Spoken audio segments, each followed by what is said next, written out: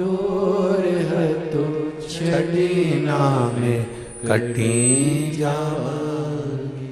भगवान की ये पावन कथा सुनने का मौका मिला है, सौभाग्य प्राप्त हुआ है। और कथा भी मिली तो आशुतोष शिव महापुराण की कथा। शिव जी का एक नाम और बड़ा विचित्र नाम।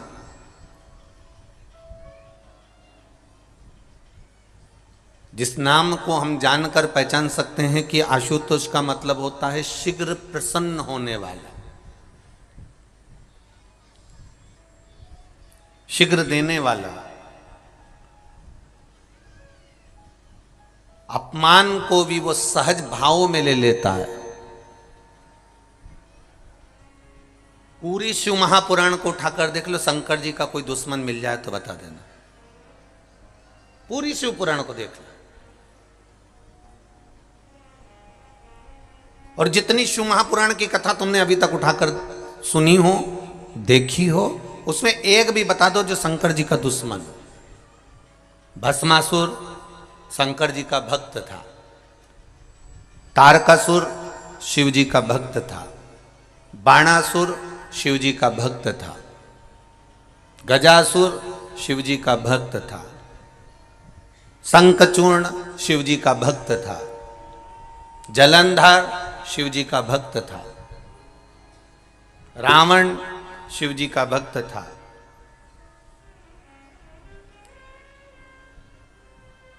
और जितने असुरों को उठाना, एक एक असुरों को उठा लीजिए, जितने राक्षसों को उठाना हो शिव महापुराण में से उसको उठाकर देख लो, एक भी शंकर भगवान का दुश्मन नहीं है, एक भी।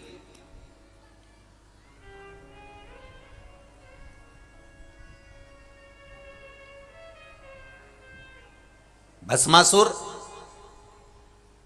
तारकासुर, तारकासुर के 3 बेटे तारकाक्ष, विदुम्माली, कमलाक्ष की किसी ने शंकर भगवान से दुश्मनी नहीं करी और न शंकर भगवान ने इनसे दुश्मनी रखी। कोई दुश्मन नहीं है, क्योंकि शिव का एक नाम है आशुतोष। आज के जमाने में लड़के का नाम आशुतोष रख दो तो वो दूसरे से दुश्मनी पाल सकता है और दूसरे उससे दुश्मनी पाल सकते हैं। नाम रखने से कुछ नहीं होगा महाराज कि तुम्हारा नाम ये हो गया। आशुतोष नाम रख लिया तुमने और तुम सोचो कि मैं उससे भेद कर रहा हूं, उससे द्वेष कर रहा हूं, वो मेरा भाई ने मुझे लूट लिया, मेरे भाई ने ऐसा कर दिया, मेरे भैया ने ऐसा कर दिया, मेरी भाभी ने ऐसा कर दिया, मेरी माता ने ऐसा कर दिया, मेरे पिता ने ऐसा कर दिया, साथी ने ऐसा कर दिया। नाम रखने से कुछ नहीं होगा। तुम सोचो कि नाम रख लिया और तुम आशुतोष हो गए, तो ये बहुत कठिन बात है साहब। आशुतोष का मतलब तो समझो, शिव पुराण के 24,000 श्लोक में से एक श्लोक ऐसा बता दो जो शंकर जी का दुश्मन था। कोई असुर, कोई राक्षस, कोई शिव जी का द्रोही था, कोई दुश्मन था। तारकासुर भी शंकर भगवान का दुश्मन नहीं था, जलंधर भी शिव जी का दुश्मन नहीं था, बाणासुर भी शंकर भगवान का दुश्मन नहीं था। ये जितने असुरों की लिस्ट निकालोगे, जितने राक्षसों की लिस्ट निकालोगे, इन लिस्ट में आप देखोगे कि इन सबने शिव जी की भक्ति करी है, इन सबने शंकर का भजन करा। ये दुश्मन है ही नहीं, ये द्रोही है ही नहीं, इनमें दुश्मन का कोई भाव है ही नहीं। जिसका कोई दुश्मन नहीं होता, अर्थात सामने वाला व्यक्ति भले मन में थोड़ा सा बैर उत्पन्न कर ले, पर महादेव किसी के प्रति बैर उत्पन्न नहीं करते। इसलिए शिव जी का नाम एक है जिसको लोग क्या कहते हैं, जम के बोलो जरा, आशुतोष कहते हैं, क्योंकि बैर नहीं है। अब एक एक राक्षसों का चरित्र उठाकर देखिएगा। भस्मासुर का चरित्र उठा लो पहले, और भस्मासुर के चरित्र को देखिए। कौन था यह भस्मासुर? एक राजा जिसने शिव जी को प्रसन्न करने का मन में ठान लिया था। इतनी सेवा करी भगवान शंकर की, इतनी सेवा करी, इतनी सेवा करी। शिव जी प्रसन्न हो गए, मांग तुझे क्या चाहिए। शंकर भगवान ने कहा आपके कैलाश पर मुझे कोई सेवा दे दो। जैसे कोई आकर करे, भैया बताओ आपने कौकड़ी में कथा चल रही है, जायसवाल जी बताओ जरा मुझे क्या करना पड़ेगा, बताओ मेरे लिए कोई सेवा हो तो बताओ। तो इन्होंने कह दिया साहब आप एक काम करो कि जो भी भगत है इनको चाय पिला दो। हमने कहा चाय तो पिला दूंगा, पर दिक्कत ये है कि दूध ला सकता हूँ, पत्ती ला सकता हूँ, गैस ला सकता हूँ, भट्टा ला सकता हूँ, पर बनाएगा कौन? दिक्कत वहां खड़ी हो गई, पिलाएगा कौन? तो क्या पिलाने वाले तो यहाँ बहुत भगत हैं साहब, जो कथा सुनने आता है वो सेवा में लग जाता है, तो पिलाने वाला तो ढेर मिल जाएगा, पर बनाने की आपत है कि भैया। और बनाने वाला भी चतुर चाहिए, मालूम पड़े ज्यादा अदरक डाल देने दूध फटी गया, चाय पूरी फट गई, फिर क्या होगा? जो दूध लेकर आया था वही चिल्लाएगा तेरे को नहीं आती थी तो तूने बनाई क्यों? क्यों? किसने कहा तेरे को बनाने का? तुझे आती नहीं है तो क्यों बना रहा? भस्मासुर ने भगवान देवादिदेव महादेव से कहा, जितने लोग इस कथा को सुन रहे हैं आस्था चैनल पर, फेसबुक, यूट्यूब पर, जितने लोग इस कौकड़ी छोटे से गांव में हजारों की संख्या में, लाखों की संख्या में जितने लोग कथा श्रवण कर रहे हैं, ये तीनों डूमों में बैठकर, तीनों पंडालों में बैठकर, उनसे निवेदन करूंगा जरा ध्यान लगाकर सुनना। आशुतोष केवल नाम नहीं है, आशुतोष का गुण भगवान शिव के भीतर समाया है। वो आशुतोष का तत्व हमारे भीतर होना चाहिए, हमारे भीतर वो आशुतोष का तत्व होना चाहिए। क्यों कहते हैं? जिस लड़का और लड़की का संबंध टूट रहा है, अदालत में केस चल रहा है, जरा सी बात के पीछे तलाक की बात हो गई, तो क्यों कहा जाता है कि आशुतोष नाम से शंकर भगवान पर जल चढ़ाना प्रारंभ करो, वो ग्रस्त जीवन वापिस जुड़ जाएगा और परिवार एक हो जाएगा और दोनों में विवाद नहीं होगा। आशुतोष नाम में इतना फल है हमारा। केवल एक आशुतोष नाम का स्मरण कर लेना, आशुतोष नाम का केवल उच्चारण कर लेना कोई साधारणता नहीं है।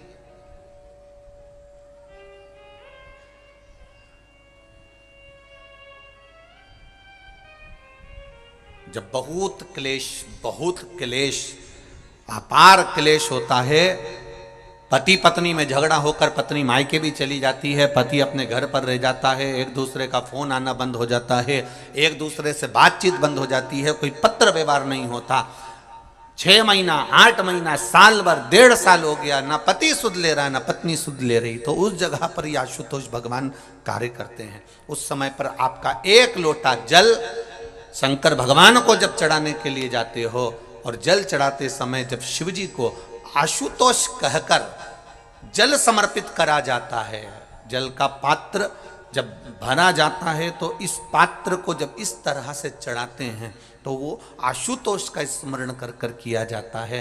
तब कितना भी विवाद हुआ हो, दोनों पक्ष में से किसी न किसी एक पक्ष की ओर से फोन आना चालू हो ही जाता है। आशुतोष शब्द ही एक आनंद है, आशुतोष उच्चारण ही एक सुख का उच्चारण।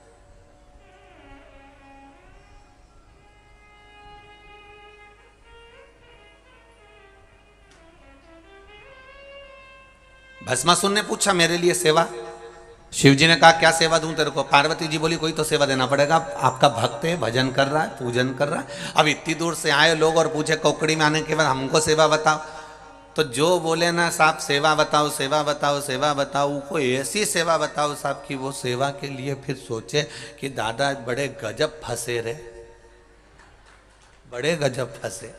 पर लोगों को सेवा कहाँ चाहिए? हमें मंच की सेवा दो, हमें स्टेज की सेवा दो, हमें फूल माला की सेवा दो, हमें पंडाल की सेवा दो, हम सीटी बजाएं ने सबको बिठाएं।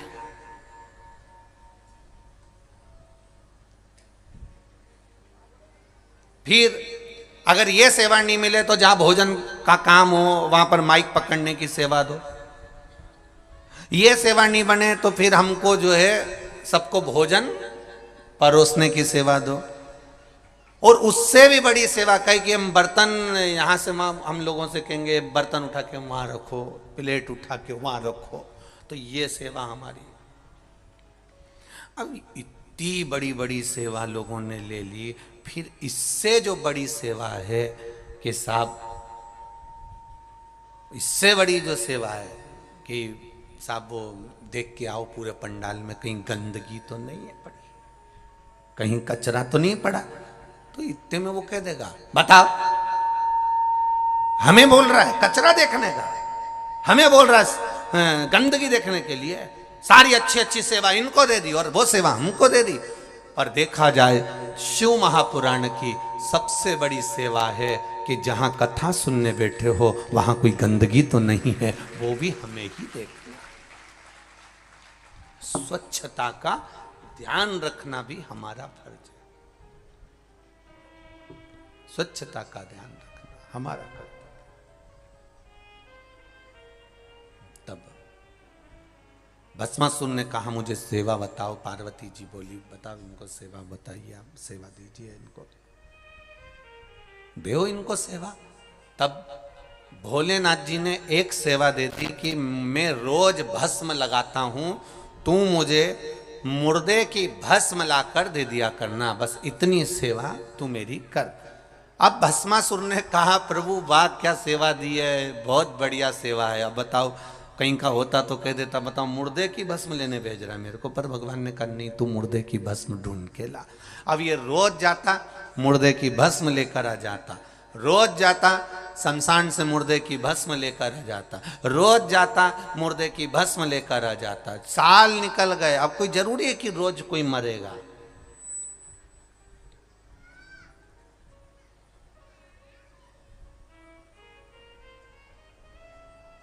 अब कोई जरूरी किया हर कोई रोज ही मरेगा है?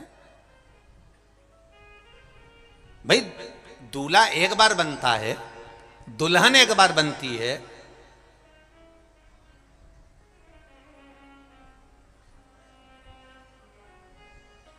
तो कोई जरूरी है कि हर बार दूल्हा दुल्हन बने वो? नहीं नहीं नहीं।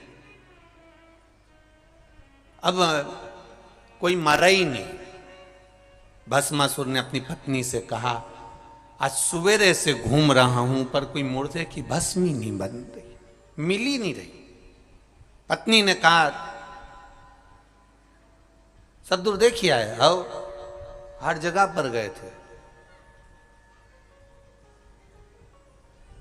सब जगह हो जाए हाँ, पर मुर्दे की भस्म ही नहीं मिली।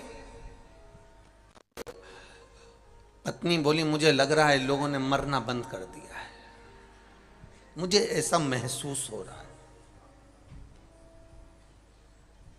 पति ने कहा भोलेनाथ जी को सुबेरे सुबेरे भस्म लगती है, भस्म का श्रृंगार होता है, भस्म नहीं मिलेगी तो भोलेनाथ जी के पास में मैं कैसे जाऊंगा, उनने मुझे सेवा दी है।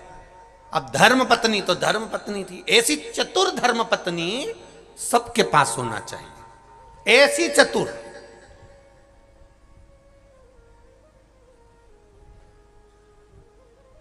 लोगों को लगता जरूर है कि गणेश जी के पास में रिद्धि सिद्धि है, नारायण जी के पास में लक्ष्मी है, भगवान ब्रह्मा जी के पास में ब्रह्माणी है, ब्रह्मा जी के पास में ब्रह्माणी है, भगवान विष्णु के पास में लक्ष्मी है, गणेश जी के पास में जम के बोलो रिद्धि सिद्धि है, और हमारे पास में जिद्दी है।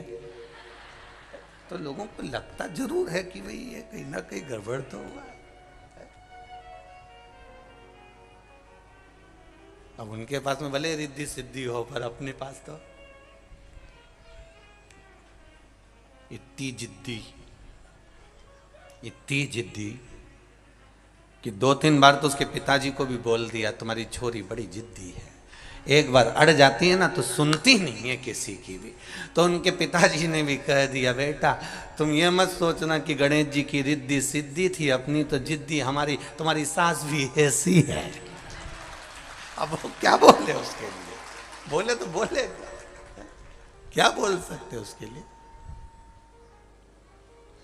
तब जमाई ने भी सोच लिया ससुर तो खुद बेचारे परेशान है, और ईमानदारी की बात है तुम खुद देख लेना अपने अपने ससुराल जाकर, जितनी सास की चलती है उतनी ससुर तो बेचारा लकड़ी की कुर्सी पे बैठा मिलता है। तुम खुद देखो अपने अपने ससुराल जाकर, ससुर बेचारा कुर्सी पे बैठा है काम करता रहेगा, उसका तो बेचारे ससुर का मुंह भी इतना नहीं चलता जितना भले इसके मुंह में दांत नहीं, पूरा सोफा सेट निकल गया, पूरा गाया। पर इतनी बोले और कभी कभी जब खाने बैठे तब फ्रिज में से दांत निकाल के फिट करके फिर बैठी। अब जमाई को भी लगा बिना दांत के इतनी बोल रही, अब दांत लग गया तो कितनी बोलेगी, सोचने वाली बात। तो इस अंदाजे में मत रहना भैया। धर्म पत्नी मिले, भस्मासुर की धर्म पत्नी बड़ी चतुर थी, बड़ी विद्वान।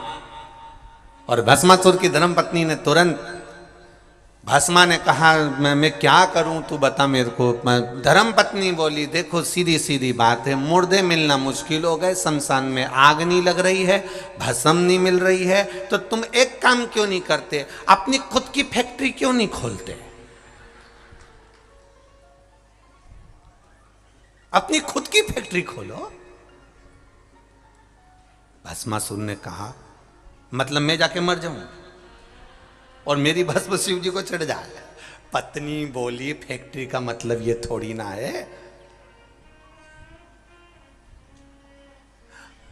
कच्चा माल दूसरी कंपनी का लाओ, अपनी फैक्ट्री से सर्व करो। कोई कोई दवाइयां किसी अन्य फैक्ट्री में बनती है, लेवल तुम्हारा लग जाता है कि साहब इनकी दुकान का माल है, इनकी कंपनी का माल है, इनका सामान है। तुम अपनी फैक्ट्री क्यों नहीं चालू करते? तो कि मैं अपनी फैक्ट्री, ये बता, ये शमशान में मुर्दा की भस्म की कोई फैक्ट्री होती है? इतने में धर्म पत्नी ने कहा भोलेनाथ जी तुम्हारे इतने प्रिय हैं, तुम शिव जी का इतना भजन करते हो, एक बार फिर अच्छे से तप करो, साधना करो। शंकर भगवान आशुतोष हैं, वो तुम्हें वर जरूर देंगे। तो वर क्या मांगना है? तो क्या बस फैक्ट्री मांग लेना? तो फैक्ट्री क्या? तो धर्म पत्नी कहती है बस इतना मांग लेना कि तुम जिस पे हाथ रखो वही भस्म, रोज ताजा ताजा भस्म कंपनी की तैयार, रोज तैयार। अपनी खुद की फैक्ट्री, सवेरे से उठना किसी पे भी धार देना, निपट गया। रात तैयार, महादेव को दिया ना। इतने में भस्मासुर ने कहा क्या गजब की बुद्धि है तेरी, क्या गजब की बुद्धि। अब इसको इतनी सी अक्ल नहीं आई कि अगर सुबह से उठ के इसने तेर पे धर दिया तो तू तो गई। अब इसको इतनी बुद्धि नहीं आई, पर इसने फैक्ट्री चालू करवा दी और भस्मासुर तप में लीन हो गया। क्या तप करा भस्मासुर ने, क्या तप करा, शिव जी प्रसन्न हो गए। क्या बात है भस्मासुर, प्रभु मैं बड़ा दुखी हूं। शंकर जी ने पूछा क्या दुख आ गया तेरे को? प्रभु आपके लिए भस्म नहीं ला सकता क्योंकि मुर्दे ही नहीं मिलते हैं, तो मैं जली हुई भस्म कहां से लाऊं? शंकर भगवान बोले तो फिर क्या करेगा? बस आप मुझे वर दे दो, मैं जिस पे हाथ रखूं वही भस्म हो जाए, इतनी कृपा कर दीजिए बस, और कुछ नहीं चाहिए। जिस पे हाथ रखूं वो भस्म। शंकर भगवान ने कहा तथास्तु, ये अपने घर चले गया। धर्मपत्नी ने पूछा क्या हुआ? भगवान शंकर प्रसन्न हो गए? आओ, उन्होंने वर भी दे दिया, जिस पे हाथ रखे वही भस्म। धर्मपत्नी बोली पहले एक आध बार फैक्ट्री की मशीनों को ऐसे ही चला के देखना पड़ता है काम कर रही कि नहीं कर रही। तो पति ने बोला क्या? शिवजी बहुत चतुर हैं, तुम्हें इतनी जल्दी भस्म होने का आशीर्वाद नहीं दे सकते, ये मैं गारंटी देती हूं। इतने में पत्नी ने जैसे ही बोला तो पति बोला तू ऐसा मत बोल, वो महादेव हैं, ऐसा हो नहीं सकता कि वो मुझे वर नहीं दे सकते, वो तो वर देते हैं। नहीं नहीं नहीं, तुमने प्रैक्टिकल करके देखा है कहीं? हाथ रख के देखा है तुमने कहीं?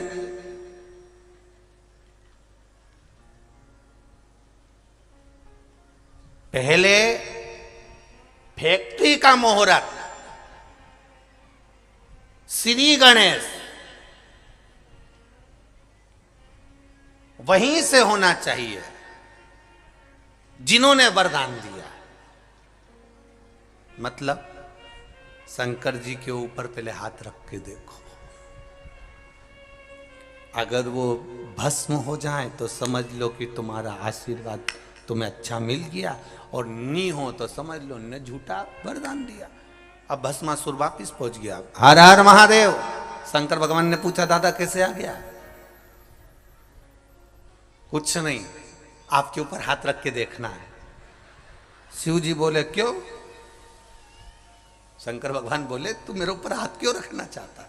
बस मुझे देखना है कि आपने जो भस्म का आशीर्वाद दिया वो सही है कि गलत है, क्योंकि सवेरे सवेरे मालूम पड़े मैं गया ब्रह्म मुहूर्त में, मैंने जाकर किसी के ऊपर हाथ रख दिया और वो भस्म ही नहीं हुआ, और मालूम पड़े तुम्हारे लिए भस्म लाना है और मिली नहीं, तो फिर मैं क्या करूंगा? इसलिए मैं तो आज ही प्रैक्टिकल करना चाहता हूँ। शंकर भगवान बोले क्या करेगा? बस आप पर हाथ रखूंगा। शिव जी ने बोले मैं अब भी नंदी को बुलाता हूं। तो भस्मासुर बोला नंदी की क्या जरूरत है? शंकर भगवान बोले तुझे जरूरत नहीं, जरूरत मुझे। तुझे जरूरत नहीं है, भस्म नंदी की जरूरत मुझे है। तो तुम नंदी से क्या करोगे? शंकर भगवान बोले रुक तो जा। और जो शंकर जी ने डमरू खड़काया, जो डमरू बजाया, नंदी आया। शंकर भगवान बैठे नंदी पे, और नंदी पे बैठे और नंदी से बोले ऐसी जगह ले जा जहां ये भस्मासुर नहीं आए, ऐसी जगह। प्रभु कारण क्या है? शंकर जी ने कहा मैंने भस्मासुर को वर दे दिया कि जिस पे हाथ रखेगा वो भस्म हो जाएगा, वो मेरे ऊपर रखने आ रहा है। इतने में नंदी तो पहले ही भाग लिए, सबसे आगे नंदी और पीछे मेरे देव अधिदेव महादेव। शंकर जी ने कहा नंदी कहां जा रहा है? नंदी बोले प्रभु रुको, पूरे घर के लोगों को बता के आ रहा हूं कि भस्मासुर जहां मिले तो दूर हट जाना, इसके बाद तुम्हारे पास आ रहा हूं। सबको किया है। गणेश जी रिद्धि सिद्धि को लेकर चले, कार्तिकेय बाबा चले, पार्वती मैया चली देवाधिदेव महादेव के पास में। महादेव बोले पार्वती जी से तू क्यों आई मेरे पास में, कि वो उस भस्मासुर को आपने वर दे दिया। शंकर भगवान बोले वो तो मैं निपट लूंगा, तू तो अंदर जा, तू चिंता मत कर। शिव जी अब नंदी के साथ भागे। महाराज भगवान नारायण ने देख लिया कि ये महादेव भागते हुए आ रहे हैं। बैठे थे आराम से, नारायण लेटे हुए थे। लेटे लेटे शंकर जी वहां पहुंच गए। लक्ष्मी जी चरण दबा रही थी। शिव जी को घबराए हुए देखकर भगवान विष्णु ने पूछ लिया आप यहां आज कैसे आना हुआ मेरे देवाधिदेव महादेव? शंकर भगवान बोले मैंने वरदान दे दिया। नारायण बोले आपकी तो आदत ही है वरदान देने की, ये तो आप पे बड़ी कृपा है, आपका नाम आशुतोष है, इसलिए आप वरदान दे देते हो, शीघ्र प्रसन्न हो जाते हो। आपने वर दे दिया, बड़ी प्रसन्नता की बात है, उसमें घबराना क्या। शंकर भगवान ने बोले कि मैंने जिसको वर दिया उसको भस्म होने का वर दिया कि जिस पे हाथ रखेगा वो भस्म हो जाएगा, तो उसमें टेंशन क्या है? भगवान शंकर बोले वो इधर ही आ रहा है। भगवान नारायण लेटे थे, बैठे हो गए। अभी लेटे थे, अब बैठ गए। बैठे और लक्ष्मी जी ने तुरंत भगवान विष्णु से कहा मैं अंदर जा रही हूं। नारायण बोले तू क्यों अंदर जा? भरोसा नहीं उसका, वो मेरे को देख के हाथ दे देता, इसलिए मैं चली अंदर। भगवान विष्णु ने उस समय पर फिर सुंदर स्त्री का रूप बनाया और उस भस्मासुर के साथ में नृत्य करते हुए हाथ सिर पर रखवाया। भस्मासुर स्वयं भस्म हो गया। देखिए भस्मासुर क्या द्रोही था शिव जी का? नहीं। तारकासुर को देखना, वो शंकर भगवान का द्रोही नहीं है। तारकाक्ष, विदुमाली, कमलाक्ष के शिव जी के द्रोही नहीं है। जितने हुए ये शंकर के द्रोही नहीं हुए, शिव के द्रोही नहीं है।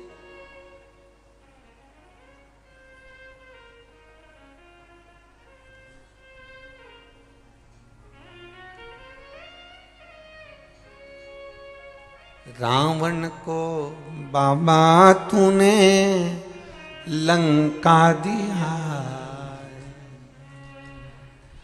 भस्मासुर को तूने कंकण दिया।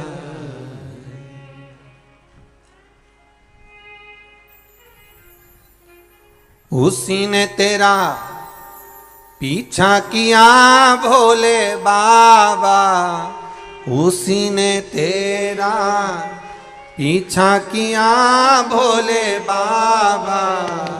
बमा बम भोले शंकर गले में नाग भयंकर बमा बम भोले शंकर गले में नाग भयंकर। ओ बमा बम भोले शंकर गले में नाग भयंकर बमा बम भोले शंकर गले में नाग भयंकर। बमा बम भोले शंकर गले में नाग भयंकर बमा बम भोले शंकर गले में नाग भयंकर।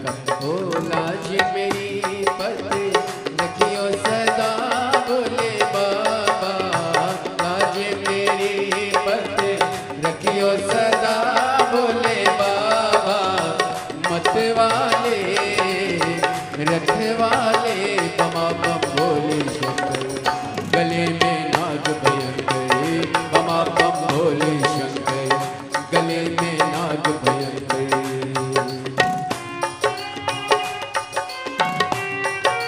जय हो।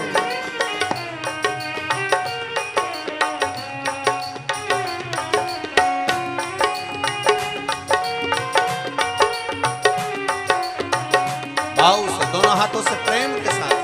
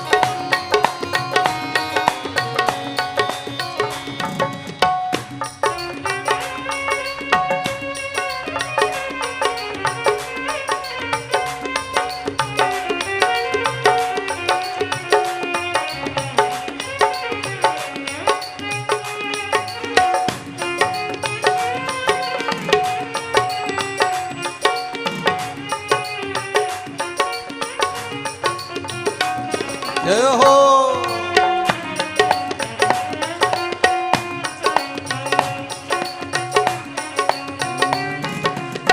माथे पे भोले तूने चंदा सजाया, माथे पे भोले तूने चंदा सजाया, माथे पे भोले तूने चंदा सजाया, माथे पे भोले तूने चंदा सजाया। कानों में भोले तूने कुंडल सजाया, कानों में भोले तूने कुंडल सजाया। ओ कानों में भोले तूने कुंडल सजाया, कानों में भोले तूने कुंडल सजाया। शीश पे तूने गंगा लिया भोले बाबा, शीश पे तूने गंगा लिया भोले बाबा। ओ शीश पे तूने गंगा लिया भोले बाबा, शीश पे तूने गंगा लिया भोले बाबा। रखवाले मत वाले बमा बम भोले शंकर गले में नाग भयंकर बमा बम भोले शंकर गले में नाग भयंकर। बमा बम भोले शंकर गले में नाग भयंकर। लाज मेरी हो लाज मेरी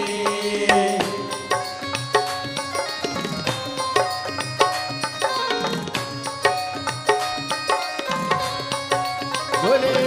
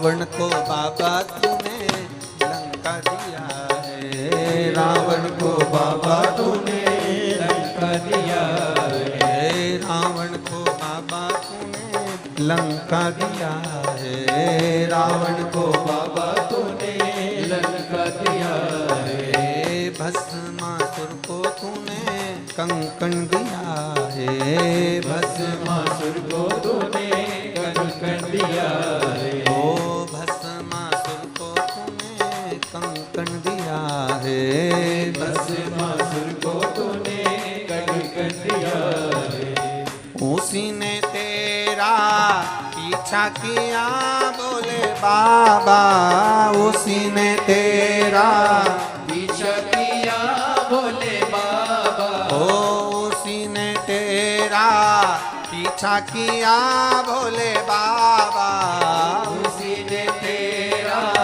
पीछा किया बोले बाबा, मत वाले रखने वाले बमा बम भोले शंकर, गले में नाग भयंकर, बमा बम भोले शंकर, गले में नाग भयंकर, ओ बमा बम भोले शंकर, गले में नाग भयंकर, बमा बम भोले शंकर, गले में नाग भयंकर, ओ लाज मेरी, ओ लाज मेरी,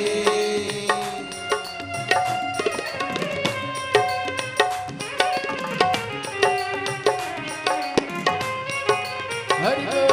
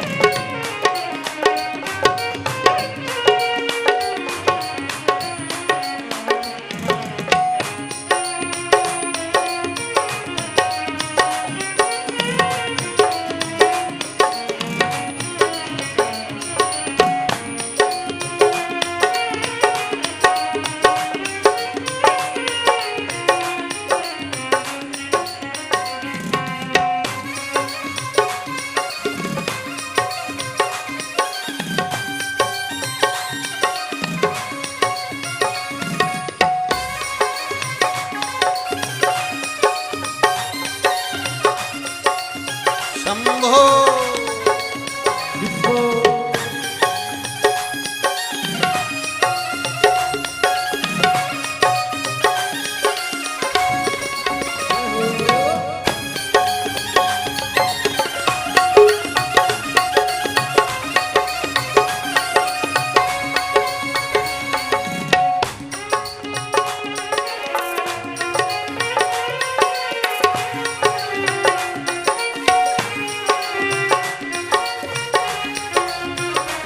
ओहो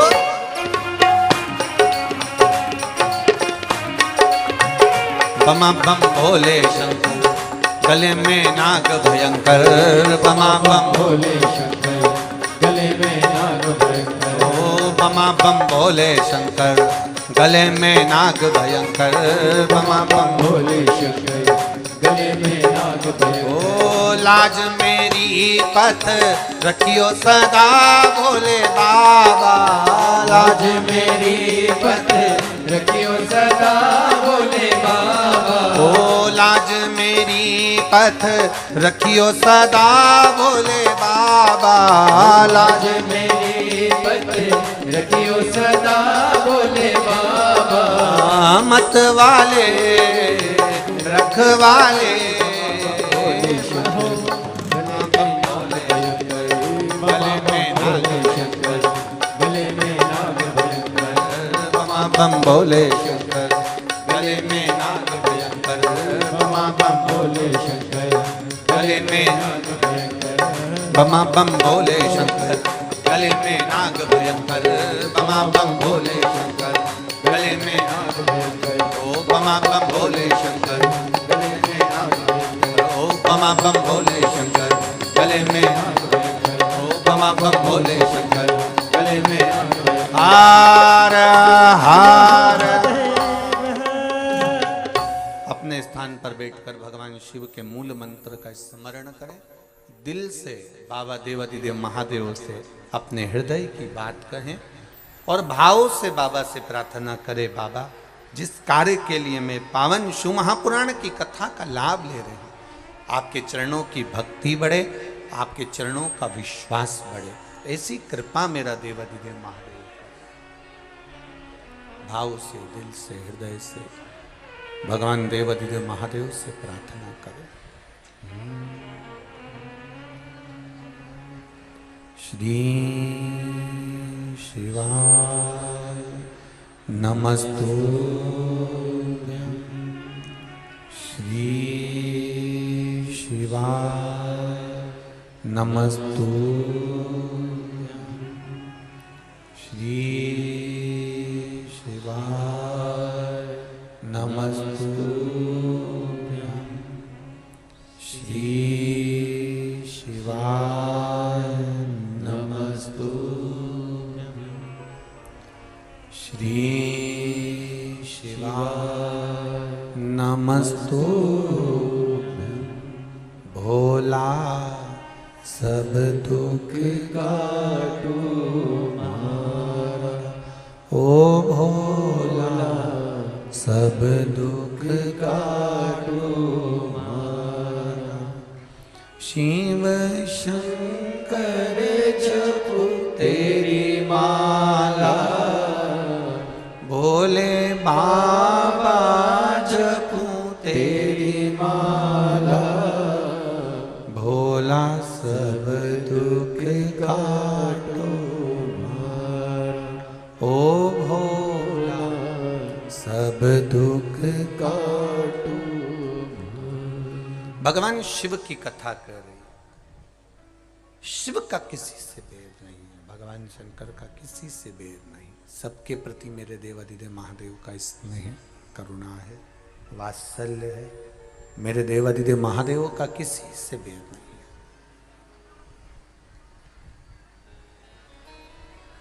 जितना बेर 33 कोटि देवी देवताओं का रहा है देवताओं से, ऐसा बेर कभी मेरे महादेव का नहीं रहा किसी से। शिव आशुतोष कहला। आप घर पर जाकर शिव महापुराण की पोथी को पढ़िएगा।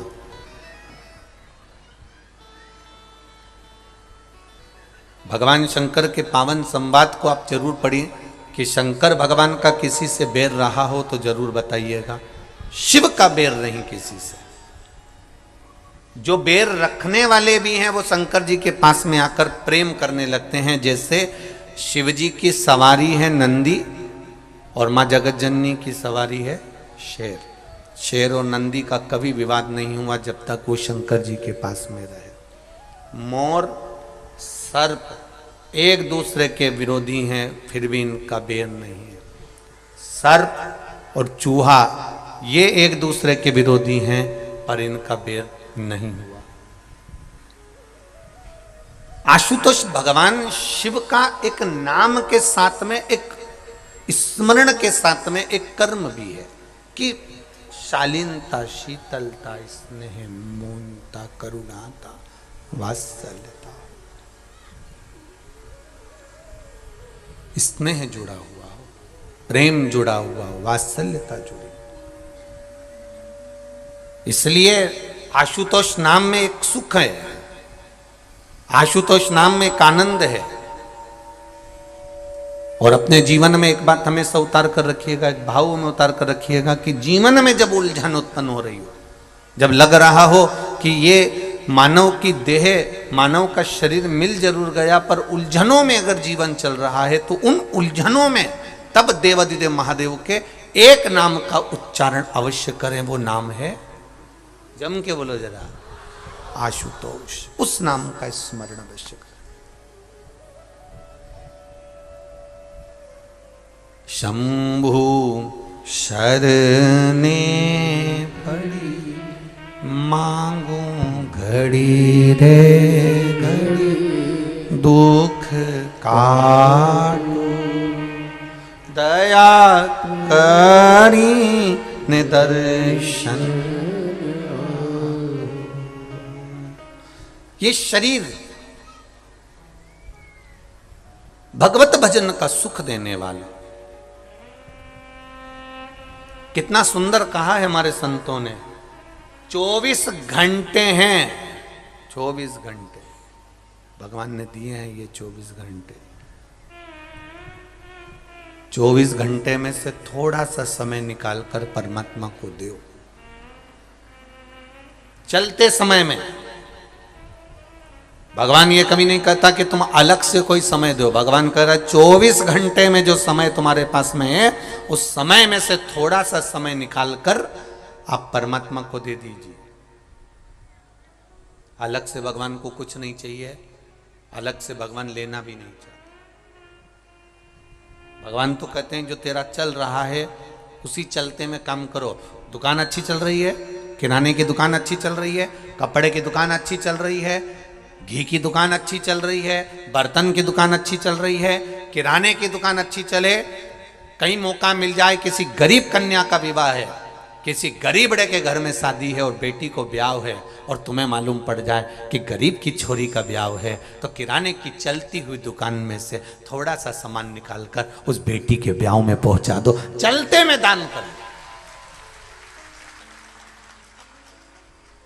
कपड़े की दुकान है, चल रही है, चलती दुकान में से थोड़ा सा कपड़ा निकाल कर ले साहब, उनकी बेटी का ब्याह है, नहीं उसके पास में इतना, ले जाओ सब दिया। बर्तन की दुकान है, चलती दुकान में से थोड़ा सा निकाल कर पात्र लो साहब, मैं कन्यादान में मैंने ये 5 बर्तन भेज दिए, मैंने 10 बर्तन भेज दिए। चलते में कर्म करिए। किराने की चलती हुई दुकान से थोड़ा सा किराना निकाल दोगे, मालूम नहीं पड़ेगा। कपड़े की दुकान में से, चलती हुई दुकान में से थोड़ा कपड़ा निकाल दोगे, मालूम नहीं पड़ेगा। उसी तरह बर्तन की चलती हुई दुकान में से थोड़ा सा बर्तन निकाल दोगे, मालूम नहीं पड़ेगा। उसी तरह इन 24 घंटे जो चलते रहते हैं, इन 24 घंटे में से अगर 3 घंटा महादेव के लिए निकाल दोगे तो मालूम नहीं पड़ेगा। ये मालूम नहीं पड़ने वाला है। ये आनंद, गला पकड़ दो, ये सुख, ये आनंद देने वाला है, ये समृद्धि देने वाला। चलते में निकालिए। जब चलते में निकालोगे तो उसका एक आनंद दूसरा रहेगा। आए हैं यहां पर बहुत सारे लोग कथा श्रवण करने के लिए, कईयों के पत्र भी आए। देखो कितना भाव से पत्र लिखे हैं, देखिए।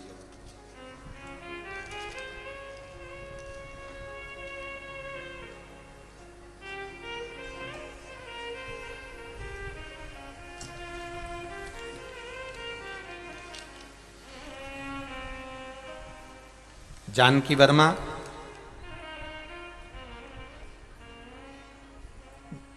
तुलसी मानपुर ग्राम, जिला रायपुर से आए हैं। कहीं बैठी हो तो हाथ हिलाइएगा, कहीं बैठी हो तो हाथ हिलाइएगा। आप ही हैं? दोनों हाथ हिला दो ऐसे, एक बार ऐसे हाथ हिलाओ। श्री शिवाय नमस्तुभ्यम। हाँ, इस तरह से हिला दो एक बार। हाँ, ठीक है। श्री शिवाय नमस्तुभ्यम। मैं गुरुजी शंकर जी के क्या वर्णन करूं, क्या बखान करूं, क्या बोलूं गुरुदेव। 1 लोटे जल का क्या बखान करूं। मेरे पति एक मानसिक रोग से ग्रसित हैं। 22 साल से उनका मानसिक रोग समाप्त नहीं हुआ। प्रतिदिन दवाई खाते हैं, ठीक से सो भी नहीं पाते थे। इस लॉकडाउन में आपकी शिव महापुराण की कथा सुनी और शंकर जी पर 1 लोटा जल चढ़ाना प्रारंभ करा। एक बेलपत्री चढ़ाती, देवाधिदेव महादेव को चढ़ाना प्रारंभ करा। आप कहते हो सारी समस्या का हल 1 लोटा जल है, तो मैंने भी सोचा कि अब लॉकडाउन में कथा आ रही है, कहीं जा नहीं सकते। और पति 22 साल से मानसिक रोग से ग्रसित थे, सोते नहीं थे, रात भर जगते रहते थे। हरकतें मानसिक रोग वाले व्यक्ति की क्या होती है ये आप भी जान सकते हैं। 22 साल से ये ग्रसित थे। तब मैंने शिवजी पर 1 लोटा जल चढ़ाना प्रारंभ करा, एक बेलपत्री चढ़ाना प्रारंभ करा और वो बेलपत्री चढ़ाकर लेकर आती, शिवजी का चढ़ा हुआ जल में लेकर आती और उनको देना चालू करा। कई बार उन्होंने नहीं भी खाया तो भी मैंने उनको खिलाया। बेलपत्र खिलाकर पानी पिला देती है। बाबा की कृपा ऐसी हुई गुरुदेव, अब वो धीरे धीरे ठीक हो गए हैं, उनकी दवाइयां बंद हो गई हैं और वो रात्रि को सोते भी हैं और उनका जो मानसिक रोग था अब धीरे धीरे बाबा की कृपा से संतुलित हो गया, वो ठीक हो गए। गुरुदेव, मेरा एक पुत्र है, पिछले 7 वर्ष से उसकी नौकरी मेरे घर से बहुत दूर थी। मैंने बाबा से प्रार्थना करा, बाबा तूने मेरे पति को 22 साल जो मानसिक रोगी रहा, जिसको रात की नींद चली गई थी, रात भर बैठा रहता था, ऐसे 22 साल के रोगी को तू ठीक कर सकता है तो मेरा बेटा बहुत दूर जॉब करता है, नौकरी करता है, ऐसी कृपा कर दे कि मेरे नज़दीक में उसकी नौकरी लग जाए। मैंने जल चढ़ाया, रोज जल चढ़ाती, घी का दिया लगाती और बाबा को एक दिन बेलपत्री पर लगाया हुआ शहद चिपका कर आ गई। गुरुदेव, जिस दिन लगा कर आई उसके 15 दिन बाद ही मेरे बेटे का नौकरी में ट्रांसफर हो गया और मेरे गांव के पास में ही उसकी नौकरी हो गई। मैं बाबा को धन्यवाद देने के लिए आई। आनंद करो, श्री शिवाय नमस्तु। ये शिव है ओ घड़ी, तेरी कृपा बिना नहीं ले एक भी अणु, लेते हैं श्वास तेरी कृपा से तनु तनु। ये उसकी करुणा, उसकी कृपा, उसकी उदारता, उसकी दया, ये उसकी कृपा है, उसकी उदारता है, उसकी करुणा है। आप दिल से कहेंगे वो दिल से सुनता है, आप दिल से पुकारेंगे वो दिल से श्रवण करता है। आप कहो उसको। एक पत्र और देखिए कितना सुंदर आया, देखिए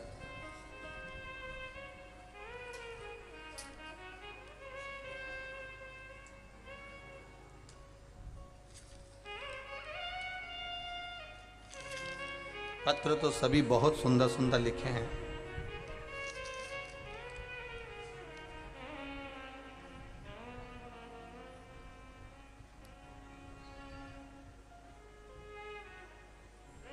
शंभु शरणे पड़ी मांगू घड़ी घड़ी, दुख काटो दया करी मेरे शरण आपो। शंभु शरण पड़ी मांगू घड़ी रे घड़ी, दुख काटो दया करी मेरे शरण आपो। ओ दया करी मेरे शरण। मेरा नाम किरण सेन, पति मोहन सेन, ग्राम ओरेठी, जिला बालोदा बाजार, छत्तीसगढ़ से हूँ। कहीं बैठी हो तो हाथ हिलाइएगा, कहीं बैठे हो तो हाथ अवश्य हिलाएं। जहाँ कहीं भी बैठे हो हाथ हिलाइएगा। मेरा नाम किरण सेन, दोनों हाथ ऐसे हिला दो एक बार। श्री शिवाय नमस्तुभ्यम। मेरा नाम किरण सेन, पति मोहन सेन, ग्राम ओरेठी, जिला बालोदा बाजार, छत्तीसगढ़ से हूँ। मेरी उम्र 42 वर्ष है। गुरुजी, मेरे शिव शंभू की महिमा का क्या बखान करूं। मेरे बाबा महाकाल की महिमा का अनंत, महाकाल की कृपा अनंत और आनंद में है। गुरुदेव,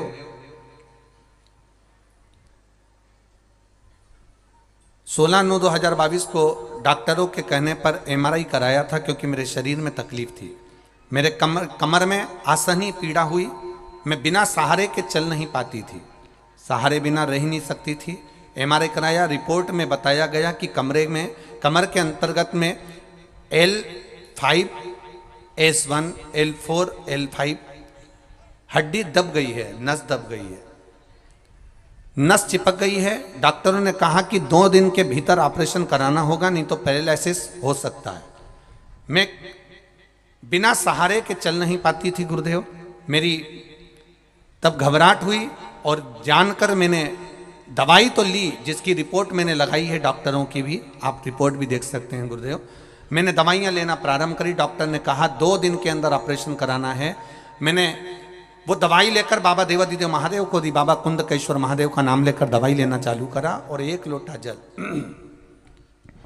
1 लोटा जल और 1 बेलपत्र बाबा देवादिदेव महादेव को चढ़ाया। उस जल को और बेलपत्र को भी खाना प्रारंभ करा। गुरुदेव बाबा की ऐसी कृपा हुई, जिन्होंने कहा था डॉक्टर सामने कि इसका ऑपरेशन जरूरी है, 15 दिन के भीतर बिना सहारे के खड़ी हो गई, और आज मैं बिना सहारे के चलकर बाबा के धाम में यहाँ भाटा पारक है इस बालोदा बाजार के नजदीक में शिव महापुराण की कथा को श्रवण करने के लिए आई हूँ। बैठिए बहन। श्री शिवाय नमस्तुभ्यम। हर हर महादेव। ये शिव तत्व है, ये औघड़ी है। ये मेरा देव अधिदेव महादेव है, ये मेरा शंकर करुणा सागर है। अब दिल से उसको पुकारेंगे, वो दिल से सुनेगा। अब दिल से उसको कहेंगे, वो दिल से स्वीकार करेगा।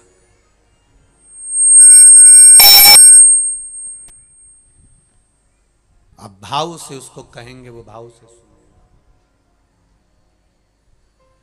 तेरी कृपा बिना न हिले एक भी अणु, लेते हैं श्वास तेरी कृपा से। अब मानो उसको, अब भावों से दिल से रिझाओ। 1 लोटा जल, जम के बोलो जरा, सारी समस्या का हल। केवल 1 लोटा है, आप लेकर उसके दाम तक पहुंच जाओ, उसके दरवाजे तक पहुंच जाओ, उसकी चौखट तक पहुंच जाओ। जब आप उसके दरवाजे तक पहुंच जाएंगे, उसकी चौखट तक पहुंच जाएंगे, उसके द्वार तक पहुंच जाएंगे, तो फिर वो स्वीकार कर ले। तेरे मंदिर में आना मेरा काम है, और मेरी बिगड़ी बनाना तेरा काम है। पर मंदिर तक भी वही पहुंचता है, भगवान की भक्ति तक भी वही पहुंचता है जिसको भगवान पकड़कर बुलाता है, या जिसके भीतर परमात्मा ने श्रेष्ठ संस्कार माता पिता के विद्यमान होते हैं, वही शिवालय तक और वही शिव महापुराण तक पहुंच पाता है। ऐसे ढेर पड़े। अभी ये कोकड़ी से बालोदा बाजार कितना है? 2 किलोमीटर, 3, 4,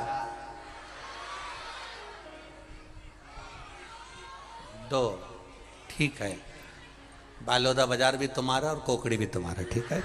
अब तुम भले, अब 2 किलोमीटर बालोदा बाजार, 2 किलोमीटर दूर यहाँ कोकड़ी बालोदा बाजार से। यहाँ बालोदा बाजार के भी लोग बहुत आए होंगे शिव महापुराण की कथा सुनने के लिए, पर अपने हृदय पर हाथ रखकर बोलना, इतने बड़े बालोदा बाजार से क्या पूरे की पूरे कथा में आ गए? क्या नहीं, आया वही है जिसको महादेव ने पुकारा है, वो यहां तक पहुंचे। सब नहीं आ सकते। कितना ही प्लान कर लो, कितना ही विचार कर लो, नहीं पहुंच सकते। पहुंचेगा वही जिसको मेरे बाबा ने खींच कर बुलाया। नारियल का पेड़ वहीं लगता है जहां नारियल के पेड़ के लायक जमीन हो। तुम कितना ही लगा लो, लगे ही नहीं। वो इतना की इतना ही रहे।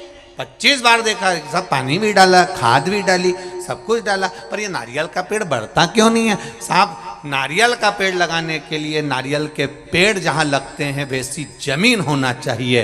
वैसी अगर जमीन है, वैसी अगर मिट्टी है, तो नारियल का पेड़ पनप जाता है। अब तुम यहाँ सोयाबीन लगाओ तो लगे, यहाँ तो धान की खेती होती है, क्योंकि यहाँ धान का गढ़ है, इसलिए यहाँ धान उत्पन्न होता है। सोयाबीन, गेहूँ, आप मध्य प्रदेश चले जाओ, वहाँ साहब गेहूँ होता है। पंजाब चले जाओ, हरियाणा चले जाओ, साहब वहाँ गेहूँ होता है। साहब वहाँ चले जाओ तो वहाँ सरसों होती है। साहब ऐसा जमीन का महत्व होता है कि जमीन कैसी है, भूमि कैसी है। जैसी जमीन होगी तो क्या साउथ चले जाओ, तो क्या साउथ जाओ तो वहां नारियल का पेड़ ही पेड़ मिलेगा। इतना बड़ा बड़ा नारियल का पेड़ है साहब, वहां तो केवल अपने आप ही नारियल का पेड़ उग जाता है, अपने आप लग जाता है। इधर भुसावल साइड चले जाओ तो क्या केले ही केले हो, जमीन मुश्किल आया।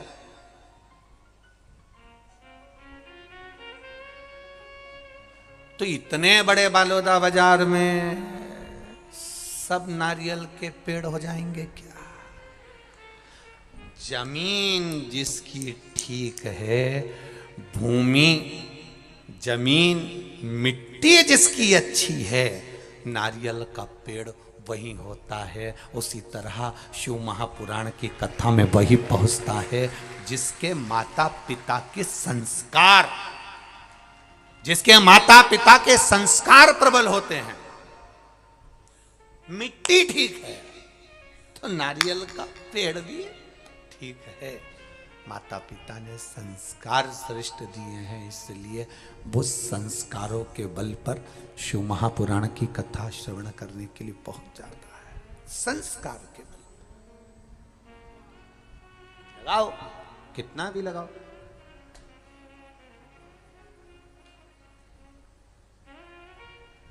आशुतोष नाम के भगवान शंकर का किसी से बैर नहीं है, मेरे महादेव का किसी से भी नहीं। 2023 की प्रथम कथा, 2023 की पहली कथा 2 जनवरी 2023 में चालू हो रही है, और दिन भी मेरे बाबा का वार सोमवार, दिन भी सोमवार, और कथा की शुरुआत भी, और कथा भी आशुतोष। ये बता रही है किसी से बैर नहीं करना हमको, किसी से नहीं। घर में रहो, पत्नी पति के साथ रहे, पति पत्नी के साथ रहे, बैर का कोई काम ना रहे। भाई भाई के साथ रहे, बैर का कोई काम ना रहे। बहन भाई रहें, बैर का कोई काम ना रहे। अपनों के साथ रह रहे हो तो बैर का कोई काम ना रहे। किस चीज का बैर करना? भगवान विष्णु और असुरों का बैर रहा, ब्रह्मा जी और असुरों का बैर रहा, इंद्र और असुरों का बैर रहा, और मेरे देवाधिदेव महादेव का कोई बैर नहीं था। मेरे महादेव तो आशुतोष हैं। जो भी तारकासुर ने क्या मांगा था, शंकर भगवान के पुत्र के द्वारा मरूं, तो ये बैर होगा क्या? शिव जी के पुत्र के द्वारा। तो किसी ने पूछ लिया तारकासुर से, तूने ऐसा वर क्यों मांगा? तारकासुर कहते हैं महादेव शादी नहीं कर रहे थे, सती के जाने के बाद मेरे महादेव ने विवाह नहीं करा, तो मेरा मन था मैं जिसका भजन करता हूं उसको दुखी नहीं देख सकता, उसकी शादी होना चाहिए। इसलिए मांग लिया कि मरूंगा तो शंकर भगवान के पुत्र के द्वारा मरूंगा। जब ये तपस्या से उड़ जाएंगे, शादी कर लेंगे, बेटा होएगा, मैं मर जाऊंगा। अच्छा मांगा। तारकासुर भगवान शिव का भजन करता था, इसलिए माता पार्वती जी ने कह दिया था, सुन रहे कार्तिकेय, तारकासुर को मारना मना नहीं, पर हृदय में बाण नहीं लगना चाहिए। वहां मेरा महादेव रहता है, मेरा शिव रहता है, मेरा शंकर रहता है। जिसका दिल, जिसका मन, जिसका हृदय शंकर की कथा में, मेरे देवाधिदेव महादेव की कथा में खुल जाता है, उसको फिर हार्ट अटैक नहीं आता है, क्योंकि दिल में महादेव बैठा होता है। दिल में महादेव बैठा है, चित्त में महादेव बैठा है, भजन में महादेव बैठा है। फिर उसका दिल हॉस्पिटल में नहीं खुलेगा। बस एक बार अगर जिसने दिल लगा लिया, जिसने हृदय महादेव के इस पावन कथा में लगा लिया, महादेव की कथा में खोल लिया, फिर उसको कहीं खोलना, कहां खोलना उसको? एक किसी माता ने पत्र लिखा है, इतनी कर्जे में लदालूम हो गई थी, लिखा पत्र, वो पत्र ढूंढना पड़ेगा जी। इतनी कथा में इतनी कर्जे में लदालूम हो गई कि बेटे लोग, जिसने पत्र लिखा हो खड़ी हो जाना है, वो ढूंढने पे लेता है।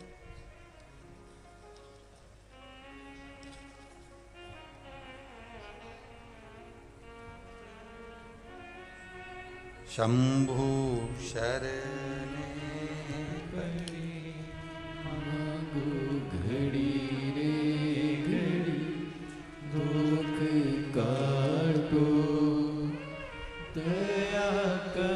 गुरुजी, मेरा नाम अनसुईया साहू है।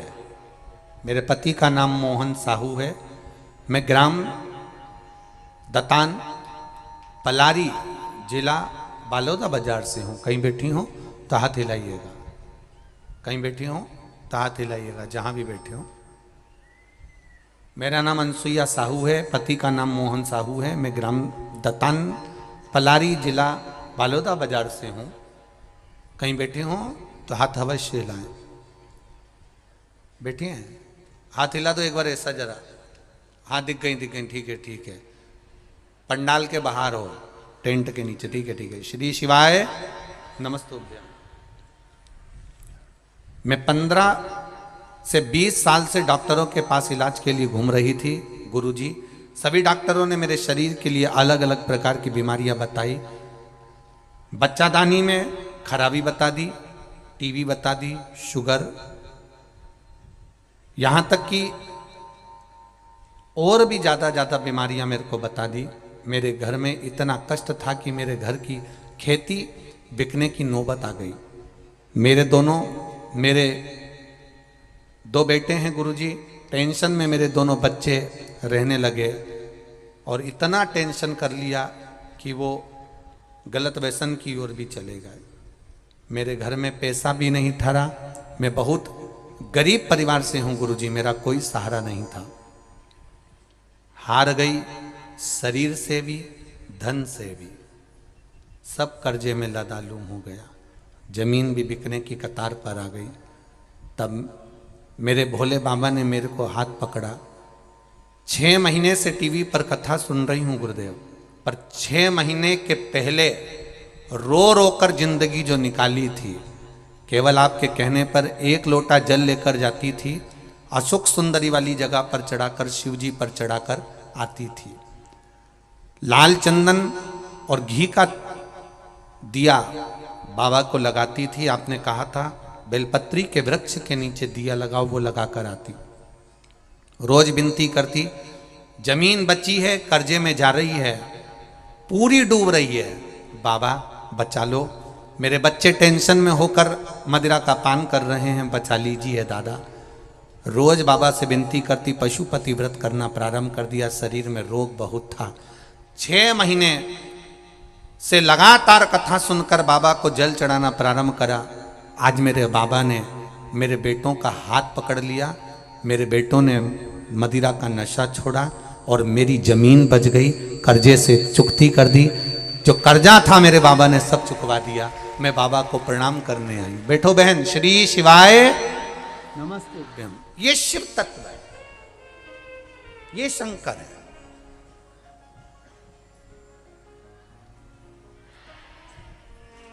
उसकी कृपा, उसका विश्वास, उसका भरोसा। और जितने लोग यहां कथा सुनने आए हो, ये तीनों पंडाल और पीछे के पंडाल जितने तुम भर कर बैठे हो, इतना विश्वास मानकर सुनना।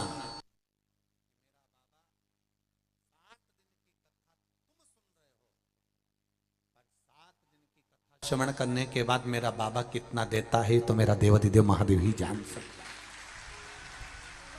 जो लोग आस्था चैनल पर कथा सुन रहे हैं, जो लोग फेसबुक यूट्यूब पर कथा सुन रहे हैं, दिल से सुन रहे हो, दिल से। मेरा आशुतोष, जिसको दुनिया के लोग कहते शीघ्र प्रसन्न होने वाला, आशुतोष का मतलब ही है शीघ्र प्रसन्न होने वाला। 1 लोटा जल चढ़ाया, प्रसन्न हो गया। चोर चोरी करने उसके ऊपर चढ़ गया, प्रसन्न हो गया। चोर अपना कपड़ा जलाकर चोरी का सामान ढूंढ रहा, प्रसन्न हो गया। इतना प्रसन्न होने वाला देवता दुनिया में कहां होगा? कहां?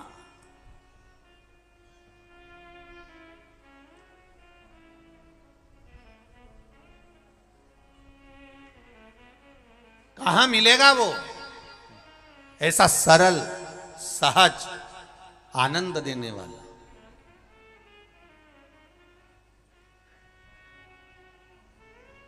विचार करो जरा।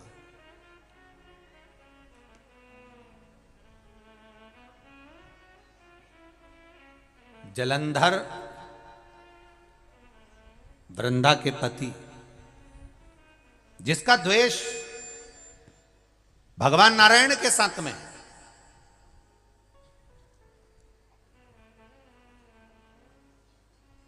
भगवान नारायण के साथ जिसका द्वेष है, भगवान विष्णु के साथ में जिसका द्वेष है, शिव जी के साथ में जलंधर का द्वेष नहीं है। क्योंकि जलंधर हुआ कहां से? शंकर भगवान को क्रोध आया, अवधूत रूप धारण करा, अवधूत रूप के क्रोध को ब्रह्मा जी ने घोड़ा बनाकर समुद्र में डाल दिया और उससे एक बालक उत्पन्न हो गया जिसका नाम जलंधर था।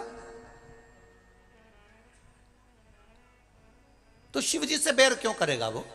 शंकर भगवान से उसका कोई बैर नहीं। पर मारा किसने? मेरे शंकर भगवान ने मारा। क्यों मारा? क्योंकि मेरे देवादिदेव महादेव से भगवान नारायण, भगवान ब्रह्मा, 33 कोटि देवी देवताओं ने जाकर कहा ये उत्पात मचा रहा है, धर्म नष्ट कर रहा है।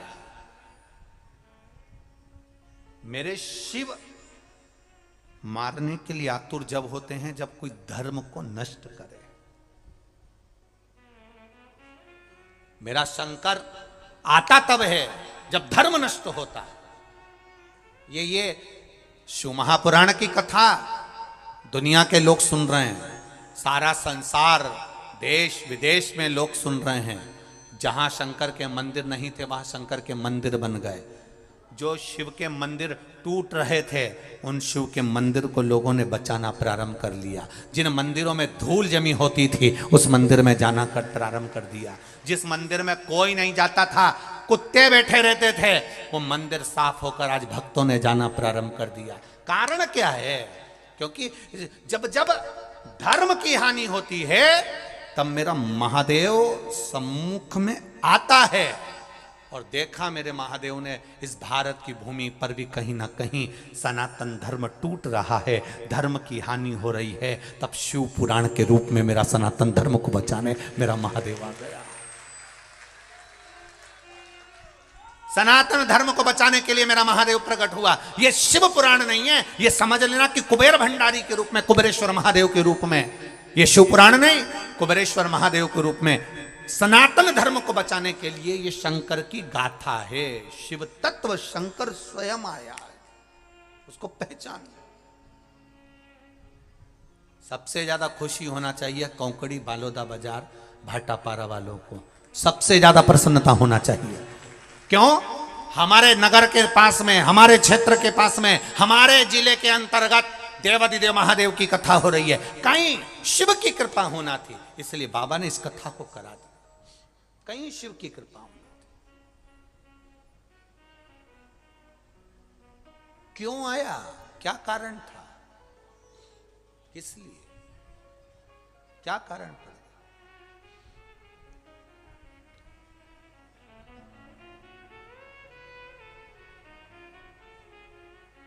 साहब,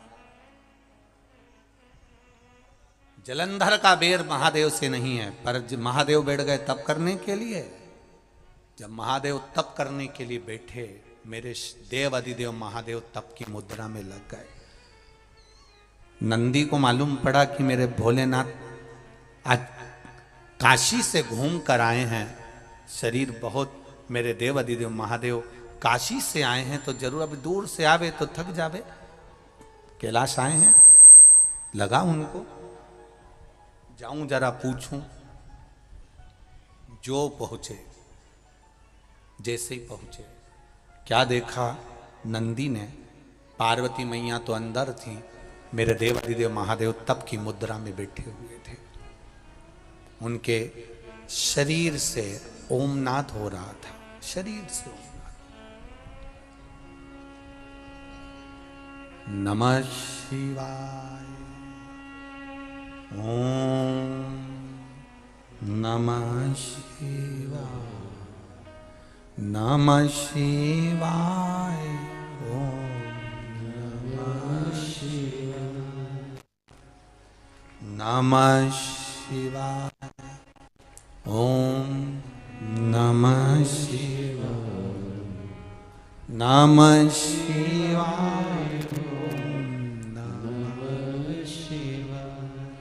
पहले भी कथा में कहा, नारी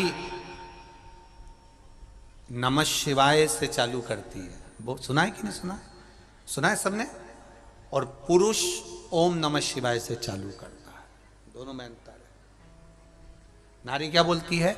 नमः शिवाय, ओम नमः शिवाय, नमः शिवाय, ओम नमः शिवाय। और पुरुष जो गुणगान करता है वो ओम नमः शिवाय, ओम नमः शिवाय, ओम नमः शिवाय, ओम नमः शिवाय। दोनों के गुणगान में शिव बैठे हैं, मेरे महादेव बैठे हैं, कैलाश पर्वत पर विराजमान है। मेरे देवाधिदेव महादेव शंकर आनंद के साथ बैठे थे, तप मुद्रा में थे, शब्द निकल रहा शरीर में से, ओम नाद निकल रहा शरीर में से, शरीर में से ओम नाद निकल रहा।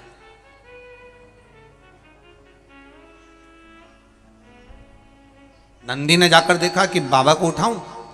2 बार नंदी ने आवाज लगाई, हर हर बोल बम का नारा है। बाबा एक सारा फिर आवाज लगाई, उठे ही नहीं। बाबा नहीं उठे तो नंदी को लगा बाबा तप में बैठ गए। नंदी बाबा के सामने, बाबा ऐसे बैठे, नंदी उनके सामने आसन बिछाकर बैठ गया, वो भी बैठ गया। भोले बाबा लगे थे भजन में, नंदी लगा था भोलेनाथ के भजन में। ऐसा भजन नंदी ने किया कि मन का तार मेरे महादेव से जोड़ लिया। आज भी शंकर भगवान की जब प्राण प्रतिष्ठा होती है, शिव मंदिर में शंकर भगवान का शिवलिंग रखा जाता है, शिव प्रतिमा रखी जाती है, शिवलिंग रखा जाता है, तो नंदी जहां बैठता है, नंदी को जहां पर विराजमान करते हैं, उस नंदी के सामने से आज भी एक सूत्र बांधा जाता है शिव जी के सामने तक। प्रतिष्ठा के समय पर ब्राह्मण देवता उस सूत्र को रखते हैं आज भी। प्राण प्रतिष्ठा के समय पर वो सूत्र कौन सा है?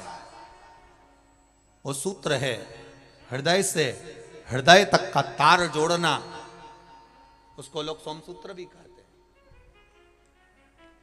आज भी लोग रखते हैं उसको। स्वर्ण तार, चांदी का तार भगवान शिव के शिवलिंग से नंदी के सम्मुख में सोमसूत्र का स्मरण किया जाता, आज भी बांधते हैं, आज भी लगाते हैं जब विराजमान कर। अब नंदी बैठे भगवान शिव के सामने तप में लीन, महादेव तप में लीन। इतनी देर में आ गया जलंधर, जिसका कोई बैर नहीं महादेव से, कोई बैर नहीं है महादेव से, तो भी जलंधर आया। और जलंधर आकर माता पार्वती जी को देखा, कितनी सुंदर है मां। देखकर जलंधर ने माता का हाथ का स्पर्श करा। उस समय पर मां शिव का स्मरण कर रही थी, भगवान शंकर का स्मरण कर रही थी मां। कोई बैर नहीं है जलंधर से। और एक बात याद रखिए, जितने लोग आस्था चैनल पर कथा सुन रहे हैं, जितने फेसबुक यूट्यूब पर सुन रहे हैं, और जितने इस कौकड़ी गांव के अंतर्गत छत्तीसगढ़ में कथा सुन रहे हैं, मेरे धान के कटोरे में बैठकर आप लोग कथा का रसतत्व ग्रहण कर रहे हैं, एक बात का स्मरण जरूर रखिएगा, कोई आपकी जिंदगी में ऐसा मिलेगा जिसका आपने कुछ नहीं बिगाड़ा, ना कभी उसको गाली दी, ना कभी अपशब्द कहा, उसके बाद भी वो तुम्हारा बुरा करने में ही लगा रहेगा, आपके लिए अपशब्द बोलने में ही लगा रहेगा, आपका हमेशा बुरा करने में लगा रहेगा। ना आपने कभी उसको गाली दी, ना कभी आप उसको पहचानते, ना कभी आप उससे मिले, ना कभी आप उससे जुले, और ना कभी आपने उसको देखा, केवल उसके बारे में सुना और अंदर से ईर्ष्या जागने लगी। कोई ऐसा होता है। कर्ण की, राजा कर्ण की अर्जुन से कोई बैर था क्या? अरे बोलो तो जम के नहीं। अर्जुन ने कभी राजा कर्ण को, दानवीर कर्ण को कभी अपशब्द कहा था क्या? नहीं। पांडवों ने कभी कर्ण को कुछ कहा था? एक शब्द पांडव नहीं बोले कर्ण के लिए, एक शब्द नहीं बोले। उसके बाद भी कर्ण, उसके बाद भी कर्ण, अर्जुन, नकुल, सहदेव, भीम, युधिष्ठिर से पैर रखता था। ऐसे कई हैं जो पहचानते ही नहीं है, जो आपसे मिले ही नहीं है, जो आपको जानते तक नहीं है, बस आपकी प्रशंसा सुन नहीं सकते और उनके मन में ईर्ष्या जागृत हो जाती है। समझ लेना, ये जलंधर जैसी औलादें बहुत सारी है। बहुत।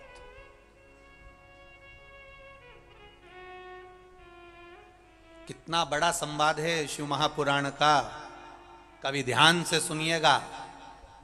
स्वयं माता लक्ष्मी ने भगवान नारायण से कह दिया था, स्वयं रुक्मणी जी ने भगवान कृष्ण से कह दिया था। रुक्मणी जी भगवान कृष्ण से कह दिए एक बार, ठाकुर मेरे लाडले मेरे कृष्ण आपसे एक बात कहना चाहती हूँ। भगवान ने कहा बोल क्या कहना चाहती है रुक्मणी। रुक्मणी जी कहती हैं मैं ये कहना चाहती हूँ कि कर्ण इतना बड़ा दानवीर था, इतना दान देता था, इतना बड़ा दानवीर कहलाता था। कर्ण जैसा कोई दानी नहीं हुआ संसार में। अर्जुन भी उसके आगे फीका था, अर्जुन भी उसके आगे फीका था। फिर कर्ण जब इतना बड़ा दानी था तो ऐसी मौत क्यों मरा? कीचड़ में, खड्डे में उसका रथ का पहिया जाता है, वो गिर जाता है और बाणों से छन्नी हो जाता है। क्या कारण क्या है? भगवान कृष्ण से रुक्मणी जी पूछ रही है कि कर्ण इतना बड़ा दानवीर था, इतना बड़ा पुण्यात्मा था, इतना सत्कर्मी था, फिर खड्डे में गिरकर, पानी के खड्डे में गिरकर मरा। कारण क्या था? क्या कारण था? कई लोग कहते हैं वो तो बहुत भजन करता है, एक्सीडेंट हो गया, मर गया। इतना बड़ा भजन करने वाला, उसके साथ ऐसा कैसे हो गया? वो तो बहुत दान करता था, इतना अच्छा था, ऐसा मर गया। बताओ बेचारा इतना अच्छा था और इस तरह से मरा। हमको दया आती है तो रुक्मणी जी को क्यों नहीं दया आएगी? माता रुक्मणी के हृदय में यह बात पहुंच गई और रुक्मणी जी ने भगवान द्वारकाधीश से पूछा। आज हस्तिनापुर जाने से पहले आपको बताना पड़ेगा कि राजा कर्ण ने ऐसा कौन सा कारण कर दिया था जो राजा कर्ण इस तरह से मरा है। वो तो दानवीर था, पुण्यात्मा था, इतना दान देता था, इतना सत्कर्म करता था, फिर ऐसा क्यों मरा है? भगवान द्वारकाधीश ने कहा रुक्मणी तुम नहीं जान सकती, तुम्हें क्या बताऊं? नहीं, रुक्मणी जी बोली तुम्हें बताना पड़ेगा। तब भगवान कृष्ण ने कहा रुक्मणी एक कारण सुन। दानवीर है ना कर्ण, बहुत दानी है ना कर्ण, खूब दान देता है ना कर्ण। हाँ, तो उसकी मौत ऐसे कैसे हो गई? रुक्मणी, अभिमन्यु चक्रव्यूह के अंदर फंसा था, बाण उसके शरीर में लगे हुए थे, कौरव हंस रहे थे। कर्ण के चरणों में अभिमन्यु पड़ा हुआ था और अभिमन्यु ने कहा था राजा कर्ण से, तुम दानवीर हो, मैं मर रहा हूं, थोड़ा सा पानी पिला दो, बस प्यास लग रही है मरते समय, मरना है मेरे को, निश्चित है। राजा कर्ण को गुस्सा आया। जो पानी की छाजल, छाजल जानते हो, एक कपड़े की होती थी, उसमें पानी भरा होता था। देखिए किस किस ने देखी है वो छाजल? देखिए ट्रकों पे बहुत टंगी रहती है वो गेट पर, गर्मी के समय पर। उसमें ठंडा पानी रहता है, हवा में टांग दो तो। कपड़े की होती है, उसमें पानी भरा होता है, ऊपर से ऐसा लगा होता है, छाजल। अपन उसको आज के जमाने में कह दो बोतल पानी। राजा कर्ण के पास में पानी की बोतल रखी थी, छाजल पड़ी थी।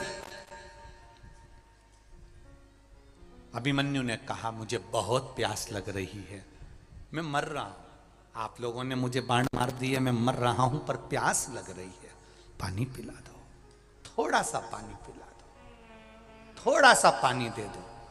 दानवीर कर्ण, थोड़ा सा पानी दे दो। दानवीर कर्ण ने छाजल में लात मार दी, पानी की बोतल में लात मार दी, पानी की बोतल का पानी नीचे गिर गया। अर्जुन पानी को देख देख कर तड़प तड़प कर मर गया, मर गया। भगवान कृष्ण ने रुक्मणी जी से कहा, जिंदगी भर उसने सोना दान करा हो, चाहे चांदी दान करी हो, चाहे हीरा दान करा हो, पर मरने वाले व्यक्ति को एक बूंद पानी नहीं पिला सका, तो इससे बड़ा पापी कौन होगा? जिस पानी को मांग कर अभिमन्यु मरा है, उसी पानी के खड्डे में ये गिरकर मरेगा। ये कर्म का दंड है, भोगना पड़ेगा। ये कर्म का दंड है, भोगना पड़ेगा। और जिस छाजल का पानी गिरा था, उस छाजल के पानी पर जब रथ चलना प्रारंभ हुए, वहां खड्डा होते गया, खड्डा होते गया, खड्डा होते गया, खड्डा होते गया। और अभिमन्यु जिस छाजल के जल के खड्डे से खड्डा हो गया रथ चल चल के, और कर्ण रथ भगा रहा था, खड्डे में रथ गिर गया और कर्ण नीचे गिरा और मारा गया। देखिए उस पानी ने कितना कमाल कर दिया, एक बूंद पानी प्यासे को नहीं पिला सकता, प्यासे को जोड़ जोड़ जोड़ जोड़ के मर गए। अंत में इतने बड़े फोटो घर में और दुकान में टंग गए। क्या करा जिंदगी में? केवल जोड़ा, जोड़ा पत्नी के लिए, जोड़ा बच्चों के लिए, 4 व्हीलर गाड़ी बच्चों के लिए, पत्नी के लिए, परिवार के लिए, कुटुंब के लिए, दुकान 1 से 4 कर ली, 4 से 6 कर ली, व्यापार बढ़ाते गए, बढ़ाते गए, व्यापार बढ़ रहा है, उम्र बढ़ रही है, पर भजन घट रहा है। भजन मत घटने देना।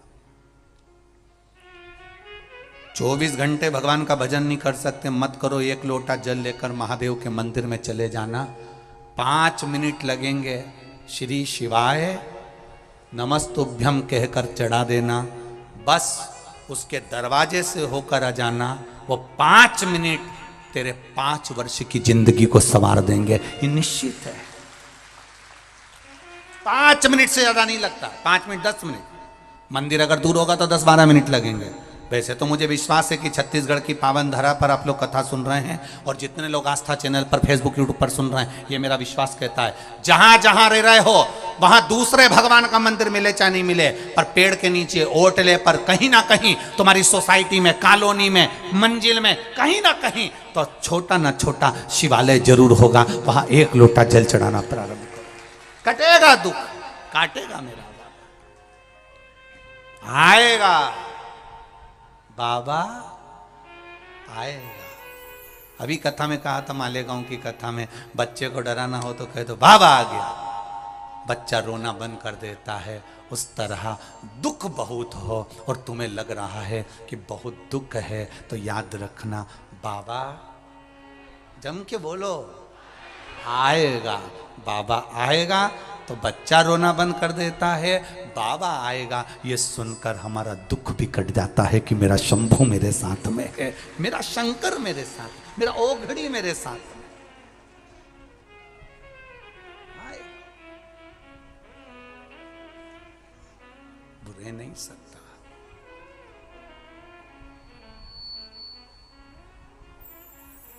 और जब वो आएगा तो जीवन का सुख अपने आप संवरता है, जब उसकी भक्ति बढ़ती है।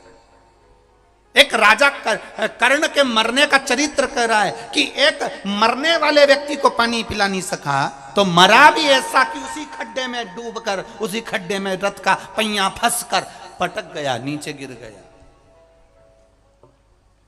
कभी कभी हमारा धन, हमारी संपदा ही हमारा दुख का कारण हो जाती है। बहुत पैसा होता है, बहुत पैसा होता है, तो कोई उसके बेटे को, पत्नी को, परिवार को कोई ले जाए, क्यों ले गए? पैसे के चक्कर में उठा कर ले गए साहब, किडनैप कर लिया साहब। धन इतना कमाया था, वो धन ही हमारा विनाश का कारण हो। धन, वो दौलत ही हमारा विनाश है। कहां करें? शिव जी के सामने नंदी बैठ गया, तप में लीन, साधना में लीन। एक प्रश्न करा है किसी बेटी ने, इस पत्र के माध्यम से प्रश्न किया गया।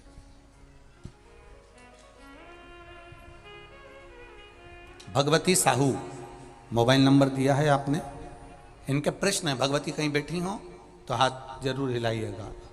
प्रश्न अच्छे हैं आपके, बाबा की कृपा। कहीं बैठी हो तो हाथ जरूर हिलाना। भगवती साहू आप ही ने लिखा है, दोनों हाथ हिला दो एक बार। श्री शिवाय नमस्तुभ्यम। आपका पत्र प्राप्त हुआ, बहुत सुंदर प्रश्न है आपका। गुरुजी, पशुपति व्रत में जो 6 दिए लगाए जाते हैं उसमें बत्ती गोल लगाना चाहिए कि लंबी लगाना चाहिए? प्रश्न बहुत अच्छा है, एक बार जोरदार ताली बजाओ भगवती साहू के लिए, बहुत अच्छा प्रश्न है।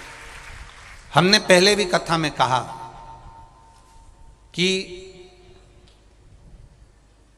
शंकर भगवान के मंदिर में पार्वती भी है, शिव भी है, दोनों विराजमान है। आप दोनों तरह की बत्ती शंकर के मंदिर में लगा सकते हो। जहां देवी के मंदिर में अकेली देवी होती है तो वहां पर फिर लंबी बत्ती का क्रम आ जाता है। पितरों की पूजन हो रही होती है, लंबी बत्ती का क्रम आ जाता है। पर जहां पर देवाधिदेव महादेव भी हैं, पार्वती भी है, वहां आप गोल भी बत्ती समर्पित कर सकते हो और लंबी भी बत्ती लगा सकते हो, उसमें कहीं दोष नहीं आएगा।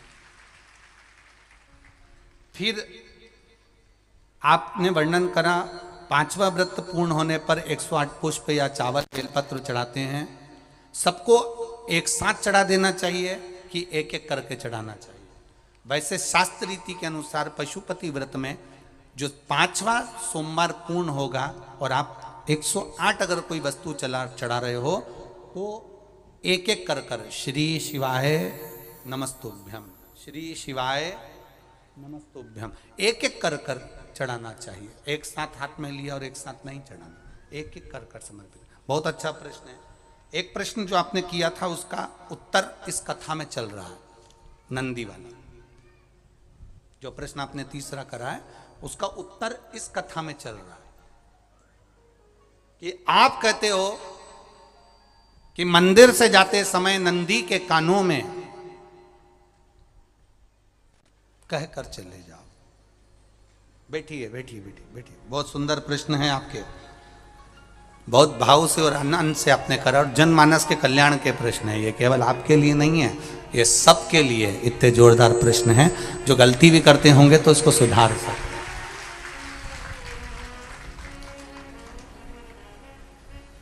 आपने कहा कि नंदी के कानों में कहना चाहिए। लोग हंसते हैं, कहते हैं बताओ वो नंदी के कानों में भगवान को कहना चाहिए। वैसे तो हम आपको एक बात बता दें कि दुनिया के लोग किसी दूसरे धर्म की कभी हंसी नहीं उड़ाते। दुनिया के लोगों को दूसरे का धर्म अच्छा लगता है। दुनिया के लोग सबसे ज्यादा हंसी उड़ाते हैं तो हमारे सनातन धर्म की ही उड़ाते हैं और उसे खुद उड़ाते हैं, दूसरा उड़ाने वाला नहीं होता। दूर के ढोल हमें समझ में आते हैं, उसका धर्म हमें समझ में आ गया, उनका क्या है ऐसा है, आओ कुछ नहीं, उनके धर्म में ऐसा है। कितना आनंद हमें दूसरे के धर्म में लग रहा है और हमारा सनातन धर्म हमको बुरा लगता है। हमारे सनातन धर्म हमें बुरा लगने लगा। अरे भाई,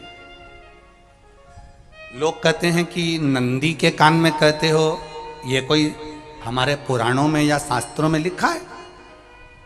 भगवती बहन साहू, आपको धन्यवाद देना चाहूंगा और एक बात कहना चाहूंगा। जितनी भी शिव महापुराण के अंतर्गत चाहे उपाय जो बताए जाते हैं कि बेलपत्री ऐसे चढ़ाना, काली मिर्च ऐसे चढ़ाना, चावल ऐसे चढ़ाना, धतूरा का क्या महत्व है, शमी के पत्ते का क्या महत्व है, बेलपत्री के पत्ते का क्या महत्व है, ये जितनी भी बातें बताई जाती हैं ये सब पुराण के अंतर्गत से बताई जाती है। अब दुनिया के लोग इसको चाहे टोटका कह दें, चाहे दुनिया के लोग इसे टोना कह दें, पर पुराण से हटकर कुछ नहीं। और आप लोगों को अगर बोला है कि नंदी के कान में कहकर भगवान शंकर के मन में बात पहुंचे तो ये क्यों कहा, तो ये भी हमारी शिव महापुराण में लिखा है जलंधर के चरित्र में। कोई आपसे कहे कि नंदी के कान में बोलने से क्या होता है, ये जलंधर का चरित्र कह रहा है। मां पार्वती जी का हस्त कमल पकड़कर जलंधर लेकर जाने लगा।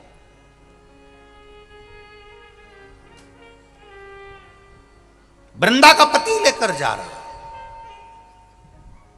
वृंदा तो भगवान की भक्ति में लीन रहती थी, उसको तो जलंधर को सबसे ज्यादा तकलीफ थी नारायण से, पर शिव के पास आ गया क्योंकि ईर्षा प्रवृत्ति। अभी कथा में कहा कोई कोई ऐसा होता है जिसको तुमसे बेर नहीं होता तो भी अंदर से ईर्ष्या जाग जाती है। कोई कोई ऐसा होगा जिसको अंदर से ईर्ष्या जागती है, अपने आप अंदर से ईर्ष्या जागती है, उसका कोई बेर नहीं, और ईर्ष्या जाग रही, भीतर से ईर्ष्या जाग। ना आप उससे मिले हो, ना कभी वो आप उसके सामने बैठे हो। कई लोग किसी ना किसी की बुराई करते हैं तो हम लोग पूछ भी लेते हैं, क्यों साहब उनसे मिलकर आए हो क्या तुम? कभी नहीं मिल किया है, कभी उनका सामना हुआ नहीं हुआ, तो फिर बुराई क्यों कर रहा? एक ने कर दी थी इसलिए हमारे ध्यान में था तो हमने भी कर दी। लो, वो कुआं में डूब के मरेगा तो तू भी मरेगा का? नहीं। नंदी सामने बैठा है, गणेश जी को मालूम पड़ गया, कार्तिकेय को मालूम पड़ गया, मां पार्वती जी का हस्त कमल जलंधर ने पकड़ लिया और लेकर चला। मालूम पड़ गया, तब नहीं रहा गया। गणेश जी को क्रोध आ गया और गणेश जी महाराज आए, शिव जी को जगाने लगे। पिताजी पिताजी पिताजी कर कर जगाया। उठो पिताजी, पिताजी उठिए, पिताजी जागिए। पिता को जगा रहे हैं। भगवान शंकर नहीं उठे, तप में लीन थे। क्या करें हम? जलंधर के पास में इतना बल है, इतना बल है, और पिता की आज्ञा नहीं होगी तो हम कैसे मार देंगे इसको? मारने को तो हम मार दें। मां ने आज्ञा करी थी कि जलंधर उसको तारकासुर को मार दो, तो कार्तिकेय ने तारकासुर को मार दिया। शिव जी की आज्ञा नहीं तो हम इसको कैसे मारें? क्या करें? सब कुछ गणेश जी ने देख लिया। शंकर जी के ऊपर बहुत बहुत बहुत बहुत प्रार्थना कर कर देख ली, पर शंकर जी नहीं जागे। तब आखिरी में विनायक ने, गणेश ने, जितने लोग आस्था चैनल पर कथा सुन रहे हैं, जितने लोग फेसबुक यूट्यूब पर कथा सुन रहे हैं, इस बात को याद रखना कि नंदी के कान में कहने से क्या होता है वो ये इस कथा से सीख लेना। आखिरी में गणेश जी को लगा किसको कहूँ, शंकर जी भी तप में हैं, नंदी भी तप में हैं, मैं किसको कहूँ? शिव जी को कह के कर थक गया, पिताजी को बोल बोल कर थक गया। पिताजी जागते नहीं। अब मैं किसको कहूं ये बात, किससे कहूं?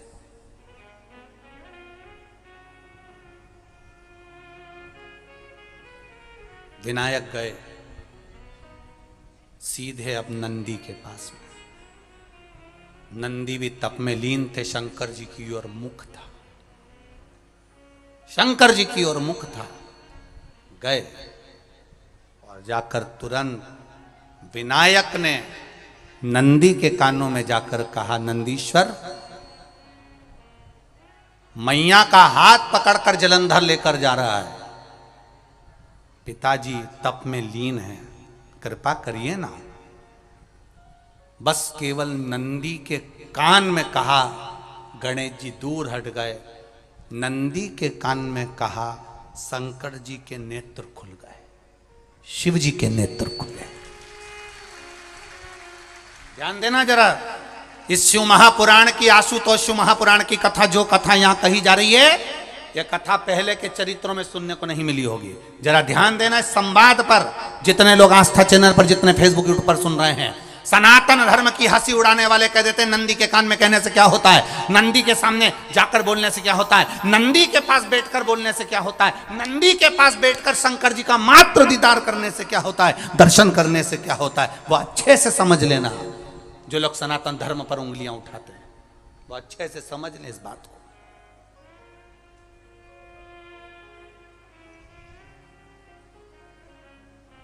क्या होता है?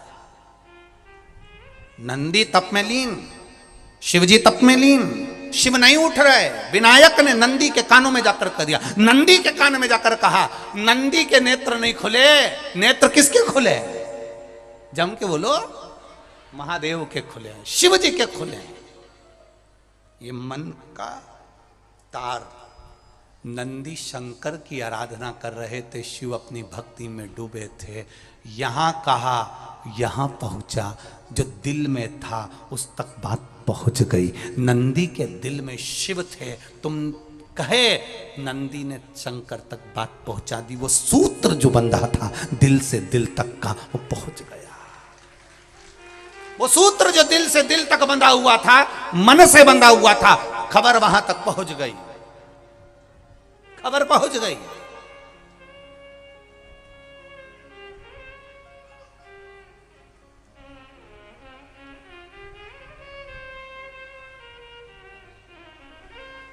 हम कई बार कहे आपको, आप लोगों ने सुना होगा शिव महापुराण में कि बहुत दुख हो जिंदगी का, बहुत दुख तकलीफ। जैसे वो बहन ने लिखा, मेरे कर्जे में लदालुम हो गई, तकलीफ बढ़ गई, शरीर का रोग था, 15-20 साल हो गए, आराम नहीं। बेटे भी व्यसन में डूबने लगे क्योंकि कर्जा बढ़ गया। टेंशन में रहेगा आदमी तो गलत संगत की ओर चला जाता। व्यसन में आदमी पड़ने लगा केवल टेंशन के चक्कर में। और आखिरी में हुआ क्या? शिव तत्व को जाना।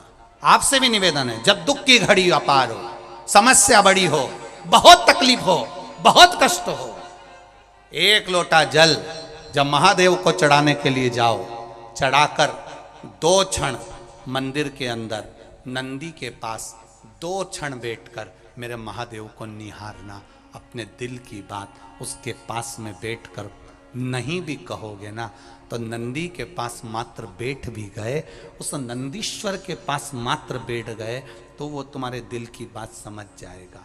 कभी कभी बेटे के पास माता पिता मात्र बैठते हैं और बेटे का चेहरा देखकर माता पिता समझ जाते हैं कि बेटे को तकलीफ क्या है। बोलो सही है कि गलत है?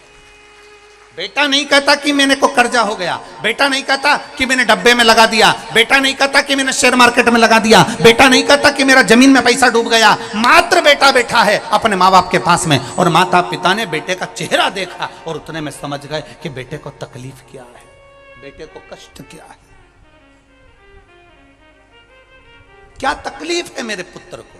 बेटा, कथा का स्मरण, एक लाइन का स्मरण, आ बैठ मेरे पास, तुझे देखता रहूं, ना मैं कुछ कहूं ना।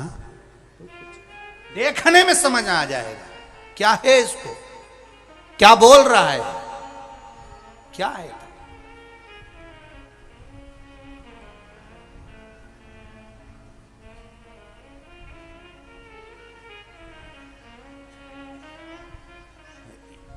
उसको केवल कहने का एक भाव, नंदी के पास बैठ जाओ, है दुख, अपार दुख है, अपार तकलीफ है, कष्ट है, बीमारी है, रोग है। डॉक्टर ने कह दिया लीवर किडनी बेकार हो गया, डॉक्टर ने कह दिया कैंसर हो गया, डॉक्टर ने कह दिया ये तकलीफ ज्यादा हो गई, शरीर में गांठ पड़ गई, हो गया ना, शरीर है ना, हो गया। एक पत्र में एक बहन ने लिखा कि मेरे शरीर पूर्ण तरह से बेकार हो गया, यहां तक बच्चादानी में गांठ तक पड़ गई, उसने पत्र में लिखा है। तब तकलीफ बढ़ गई ना, कोई बात नहीं, दवाई खाओ, डॉक्टर को दिखाओ, पर एक बार उस जल को शिवजी पे चढ़ाओ। चढ़ाकर जल लेकर जब घर जा रहे हो, 2 क्षण मेरे नंदीश्वर के पास में बैठ जाओ। नी भी कुछ कहना है मत कहो, एक बार उसके करीब में बैठकर दिल से, मन से मेरे महादेव से जो कहना चाहती हो, बस मन में भी धर लिया, तो मेरे नंदी ने सुनकर वो महादेव से कह दिया, दुनिया का सबसे ज्यादा तप करने वाला, समाधि में लगने वाला, साधना करने वाला, व्रत करने वाला, उपवास करने वाला, तप साधना में लीन होने वाला कोई है तो वो नंदीश्वर है, जो शिव जी के सामने बैठकर उनके सामने हमेशा सामने मुख कर कर तप में लीन रहे, हमेशा तप में लीन, सामने रहकर तप में लीन।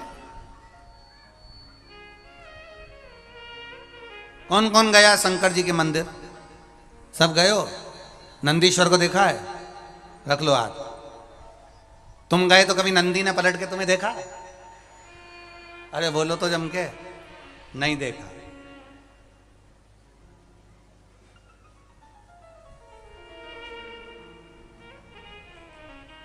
कौन सी कलर की साड़ी पहन के आई, कभी नंदी ने पूछा? नहीं पूछा। पलटा नहीं, केवल एक टकटकी है उस नंदी की, वो है देव अधिदेव महादेव।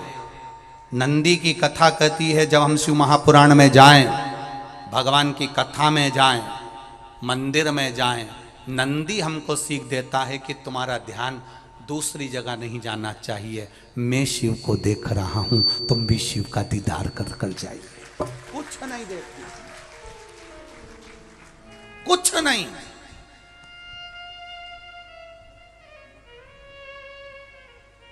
अपने प्रेम को दर्शाने का भाव प्रकट करिए। हम कई बार कहते हैं शिव महापुराण में जितने कार्यकर्ता कार्य करें, हम उनसे बार बार कहते हैं, हर जगह कथा में कहते हैं, और आगे भी जो कथाएं वो भी अच्छे से सुन लें। हम हर कथा में कहते हैं कि शिव पुराण में जितने कार्यकर्ता कार्य करते हैं, जितने लोग संभालते हैं, चाहे वो कार्यकर्ता हो, चाहे बाउंसर हो, चाहे काली शर्ट वाले हो, चाहे पीली शर्ट वाले हो, उन सब से एक निवेदन रहा है, किसी से भी आप बोलो, मीठा बोलना, प्रेम से बोलना, आड़ा टेढ़ा मत बोलना।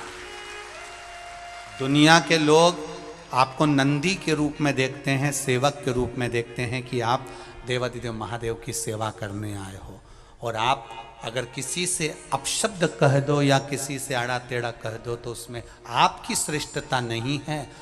दुनिया के लोगों को ये लगता है हम सीहोर वाले महाराज की कथा में गए थे और हमारे को ऐसा कह दिया। दिक्कत वहां खड़ी हो जाती, प्रेम परोसा जाए। आशुतोष शिव महापुराण की कथा है, आशुतोष आपके भीतर भी होना चाहिए। आपका किसी से बैर नहीं, केवल प्रेम होना चाहिए। लुटाओ प्रेम, जितना दे सकते हो दीजिए। अपने स्नेह को बांटने का मौका मिला।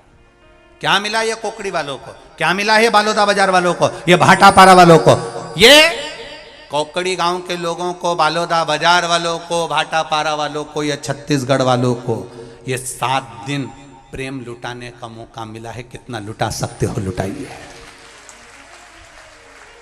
शिव महापुराण की कथा नहीं होती है, ये प्रेम देखा जाता है। अभी कथा थी मालेगांव में, मालेगांव में कथा। पूरा भारत का लोग जानता है कि मालेगांव में क्या स्थिति रहती है, ये पूरी दुनिया जानती है। उसके बाद भी मालेगांव के लोगों ने इतना प्रेम लुटाया कि एक धर्म का व्यक्ति नहीं, सभी धर्म के लोगों ने खूब खिलाया, खूब आनंद में रखा। केवल एक धर्म का नहीं, सारे धर्म आगे बढ़ गए, सारे धर्म अग्रण्य आ गए। प्रेम में वो बल होता। बहुत टेंशन था, बहुत टेंशन था लोगों को। मालेगांव में कथा, मालेगांव में कथा, मालेगांव में कथा, कैसे होगी, क्या होगा? कथा हुई। क्या भाव लोगों का, क्या हृदय, क्या है? प्रेम लुटाइए, केवल प्रेम। सभी धर्म के लोगों ने प्रेम लुटाया। अभी ये कथा पूरी होना है। ये कथा पूरी होने के बाद में 13 जनवरी से कानपुर में कथा होना, पर भीड़ को देखते हुए जो कथा 13 जनवरी से कानपुर में थी, वहाँ परमिशन नहीं दी गई है, इसलिए वो कथा 13 जनवरी की कैंसिल कर दी गई है। जो कानपुर वासी हैं वो ध्यान से सुनिए। होता है भाव, जहां दिल लगे। कई लोग कह रहे थे मालेगांव इतना ऐसा क्षेत्र जहां कथा, कितना प्रेम परोसा मालेगांव के लोग, लाखों लोग पहुंचे, पर सब धर्म का व्यक्ति वहां जुड़कर उसने सेवा का तल्लीनता प्राप्त करी। कोकड़ी वालों को मिला है मौका, कोकड़ी वालों को, छत्तीसगढ़ वालों को मौका मिला है। बार बार कथा का ये मौका नहीं मिलता अपने क्षेत्र में। अगर बालोदा बाजार में कथा हो रही है, आपके कोकड़ी में कथा, ये भगवान की कृपा से हो रही है, ये प्रभु की कृपा से हो रही है। क्या प्रेम लुटाना आपको, कितना प्रेम। हमारे सीहोर नगर में 16 फरवरी से 22 फरवरी तक रुद्राक्ष उत्सव हो रहा है। बाबा की ऐसी कृपा, पूरा सीहोर, एक एक समाज, एक एक धर्म का व्यक्ति लगा हुआ है। सारे, चाहे अग्रवाल समाज हो, महेश्वरी समाज हो, ब्राह्मण समाज हो, साहू समाज हो, राठौर समाज हो, भाऊसार समाज हो, स्वर्णकार समाज हो, दर्जी समाज हो, कुशवा समाज हो, कायस्थ समाज हो, जितनी समाजें होती है सब समाज के लोगों ने अपनी अपनी धर्मशाला निशुल्क कर दी भक्तों को रुकाने के लिए। रुको, और सब जगह प्रसाद की व्यवस्था कर दी, सब जगह खाओ आओ।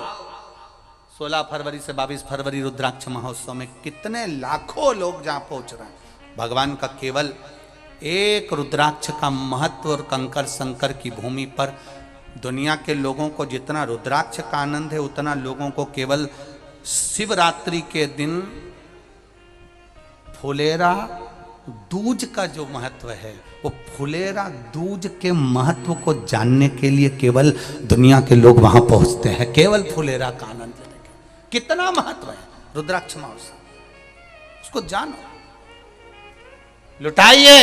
ये मौका मिला है आनंद का, दिल से प्रेम लुटाओ। नंदी से कहा, नंदी ने देवादिदेव महादेव से नहीं कहा, केवल नंदी आंख बंद कर बैठे थे, कहते से ही भगवान गणेश के शब्द शिव जी तक पहुंच गए। शिव जी के नेत्र खुल गए और उन्होंने जलंधर के पास पहुंचकर पार्वती जी का हस्त कमल छुड़वाया। जरा विचार करिएगा, आप नंदी से कहते हो मेरे महादेव तक बात पहुंच जाती है। आपको केवल नंदी से प्रेम से कहना है, नंदीश्वर मेरे बाबा, ए मेरे बाबा, आप रोज शिव जी को लेकर भ्रमण पर निकलते हो, मुझे बहुत दुख है, आप मेरे दुख को मिटाने के लिए मेरे दरवाजे पर क्यों नहीं आते। नंदीश्वर से कहा, शिव जी तक बात पहुंच जाएगी, शंकर के नेत्र आपके लिए खुल जाएंगे और महादेव आपके यहां खड़ा मिलेगा, मेरा महादेव आपके पास में खड़ा मिलेगा। आशुतोष शिव महापुराण की कथा कहती है, लोग कहते हैं नंदी को कहने से क्या होता है, ये शिव तत्व की कथा आशुतोष शिव महापुराण कह रही है। कहा वहां तक पहुंचा, दिल से दिल का कंटेंट। देवराज नाम का ब्राह्मण जिसके आनंद सुख में शिव तत्व समाहित हुआ, बिंदुक नाम के ब्राह्मण की धर्म पत्नी चंचूला देवी बिंदुक के जाने के बाद शिव पुराण की कथा करवाती है। शिव पार्वती ईश्वर जी गोरा जी बनकर आते हैं, दोनों ईश्वर जी गोरा जी पधार रहे हैं, जोरदार ताली बजाकर स्वागत करें। और सुंदर आनंद से भगवान शंकर का रस तत्व प्राप्त करते हैं। जजमान परिवार आकर ईश्वर गोरा जी का पूजन करेंगे। आज प्रथम दिवस की कथा आशुतोष शिव महापुराण की कथा यहाँ विराम की, पहले दिन की कथा विराम ले रही है। कल कथा का यही आनंद लेते हुए आप सब इतने भाव से कथा का रस तत्व ग्रहण कर रहे हैं। आशुतोष भगवान शिव आपके हृदय में सदा विराजमान रहे भाव के साथ में। कल फिर वही 1 बजे से 4 बजे तक कथा का लाभ लेंगे आनंद के साथ। हर हर जय जय श्री राधे। सभी भक्तों को हर हर महादेव, सादा जय श्री कृष्णा, श्री शिवाय नमस्तोभ्यम। सुंदर प्रथम दिवस की कथा हम सभी ने श्रवण करी। व्यासपीठ को नमन करते